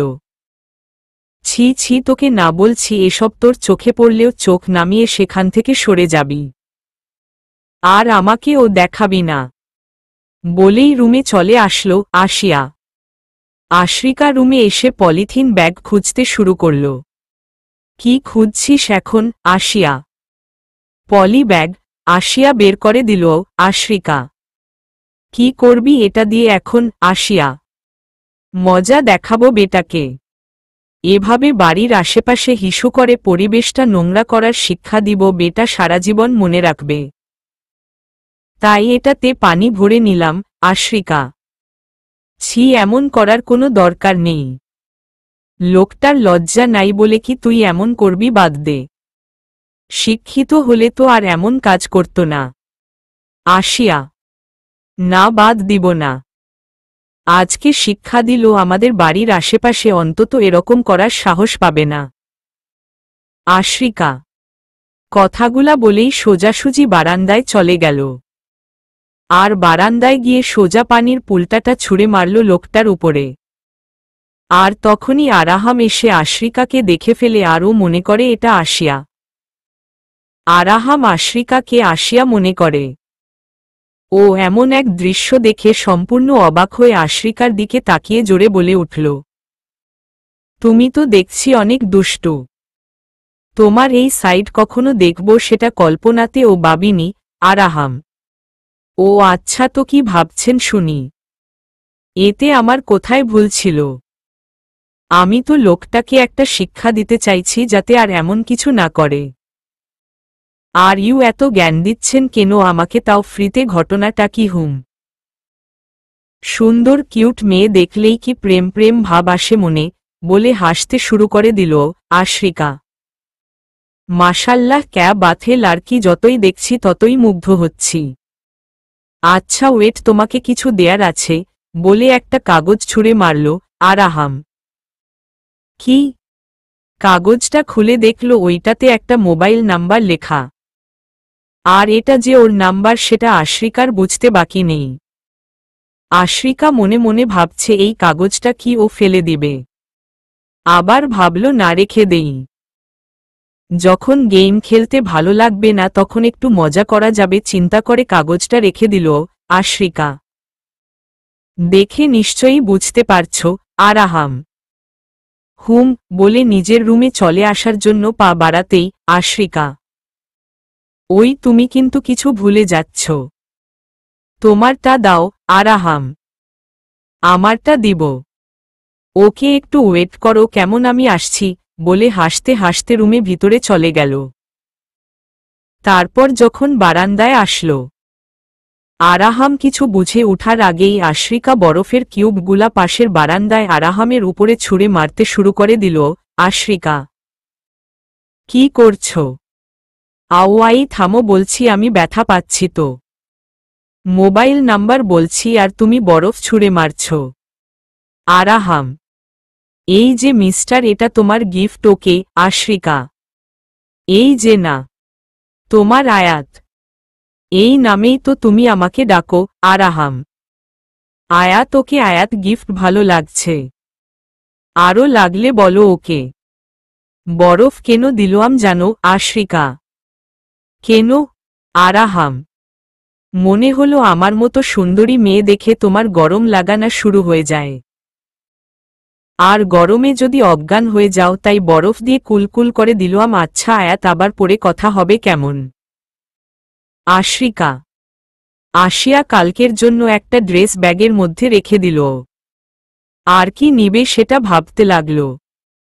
আসিয়ার বড় বোন সানায়া এসে আশরিকা আর আসিয়াকে জড়িয়ে ধরে।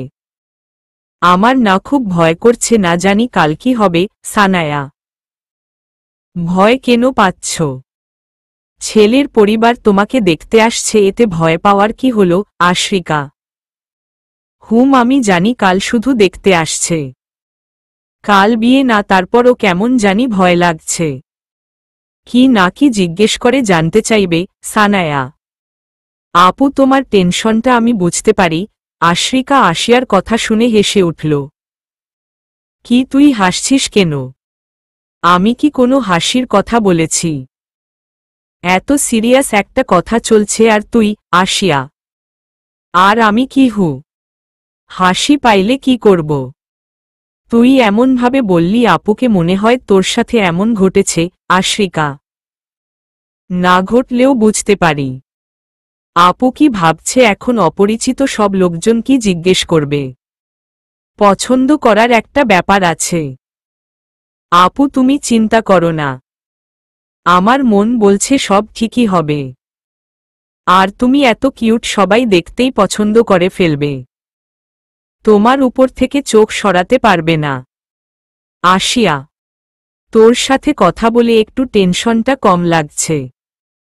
আচ্ছা আসিয়া, যখন তোর সময় আসবে বিয়ের আর তোকে দেখতে আসবে, তুই কি তখনও বোরকা পরে সবার সামনে আসবি নাকি? সানায়া, আমি তো বিয়েই করব না, তাই এসব নিয়ে ভাবি না। আমি আমার সারা জীবন ইবাদত করেই কাটিয়ে দিব, শুধু একজনের মোহাব্বত পাওয়ার জন্য। আসিয়া, কি তুই বিয়ে করবি না? আসিয়া, না, এটা হতেই পারে না। এটা তো আমি ভাবছিলাম যে আমি কোনো দিন বিয়ে করব না। এইভাবে তাকিয়ে আছো কেন তোমরা? কারণটাও তোমরা ভালো করেই জানো। আমার প্রথম লাভ আমার ফোন। এটা যদি থাকে তাহলে আমার কারো প্রয়োজন নাই। এটা ঠিক যখন ফোনে চার্জ থাকে না বা গেম ও বোরিং লাগে তখন তোমাদের সাথে একটু কথাবার্তা বলে নেই, এই আর কি। বলে হাসতে শুরু করল চোখ টিপে আশরিকা। আচ্ছা অনেক হইছে আসিয়া, এখন শুয়ে পড়। তুই তো সকালেই চাচাদের বাড়িতে যাবি বলল মা। আমি এখন যাই তাহলে। সানায়া, আসিয়া শুয়ে শুয়ে আরাহামকে নিয়ে ভাবতে ভাবতে ঘুমিয়ে পড়েছে। আশরিকা রাতে কফি খাওয়ার কারণে এখন ওর ঘুম আসছে না। আসিয়াকে কথা বলার জন্য ডাকল। দেখে আসিয়া ঘুরিম। কি করবে হঠাৎ মাথায় এক দুষ্টু বুদ্ধি এলো। আস্তে করে খাটের উপর থেকে নেমে মোবাইলটা হাতে নিয়ে কাগজটা টর্চের আলো দিয়ে খুঁজে বের করে। নাম্বারটা মোবাইল তুলল। চলবে।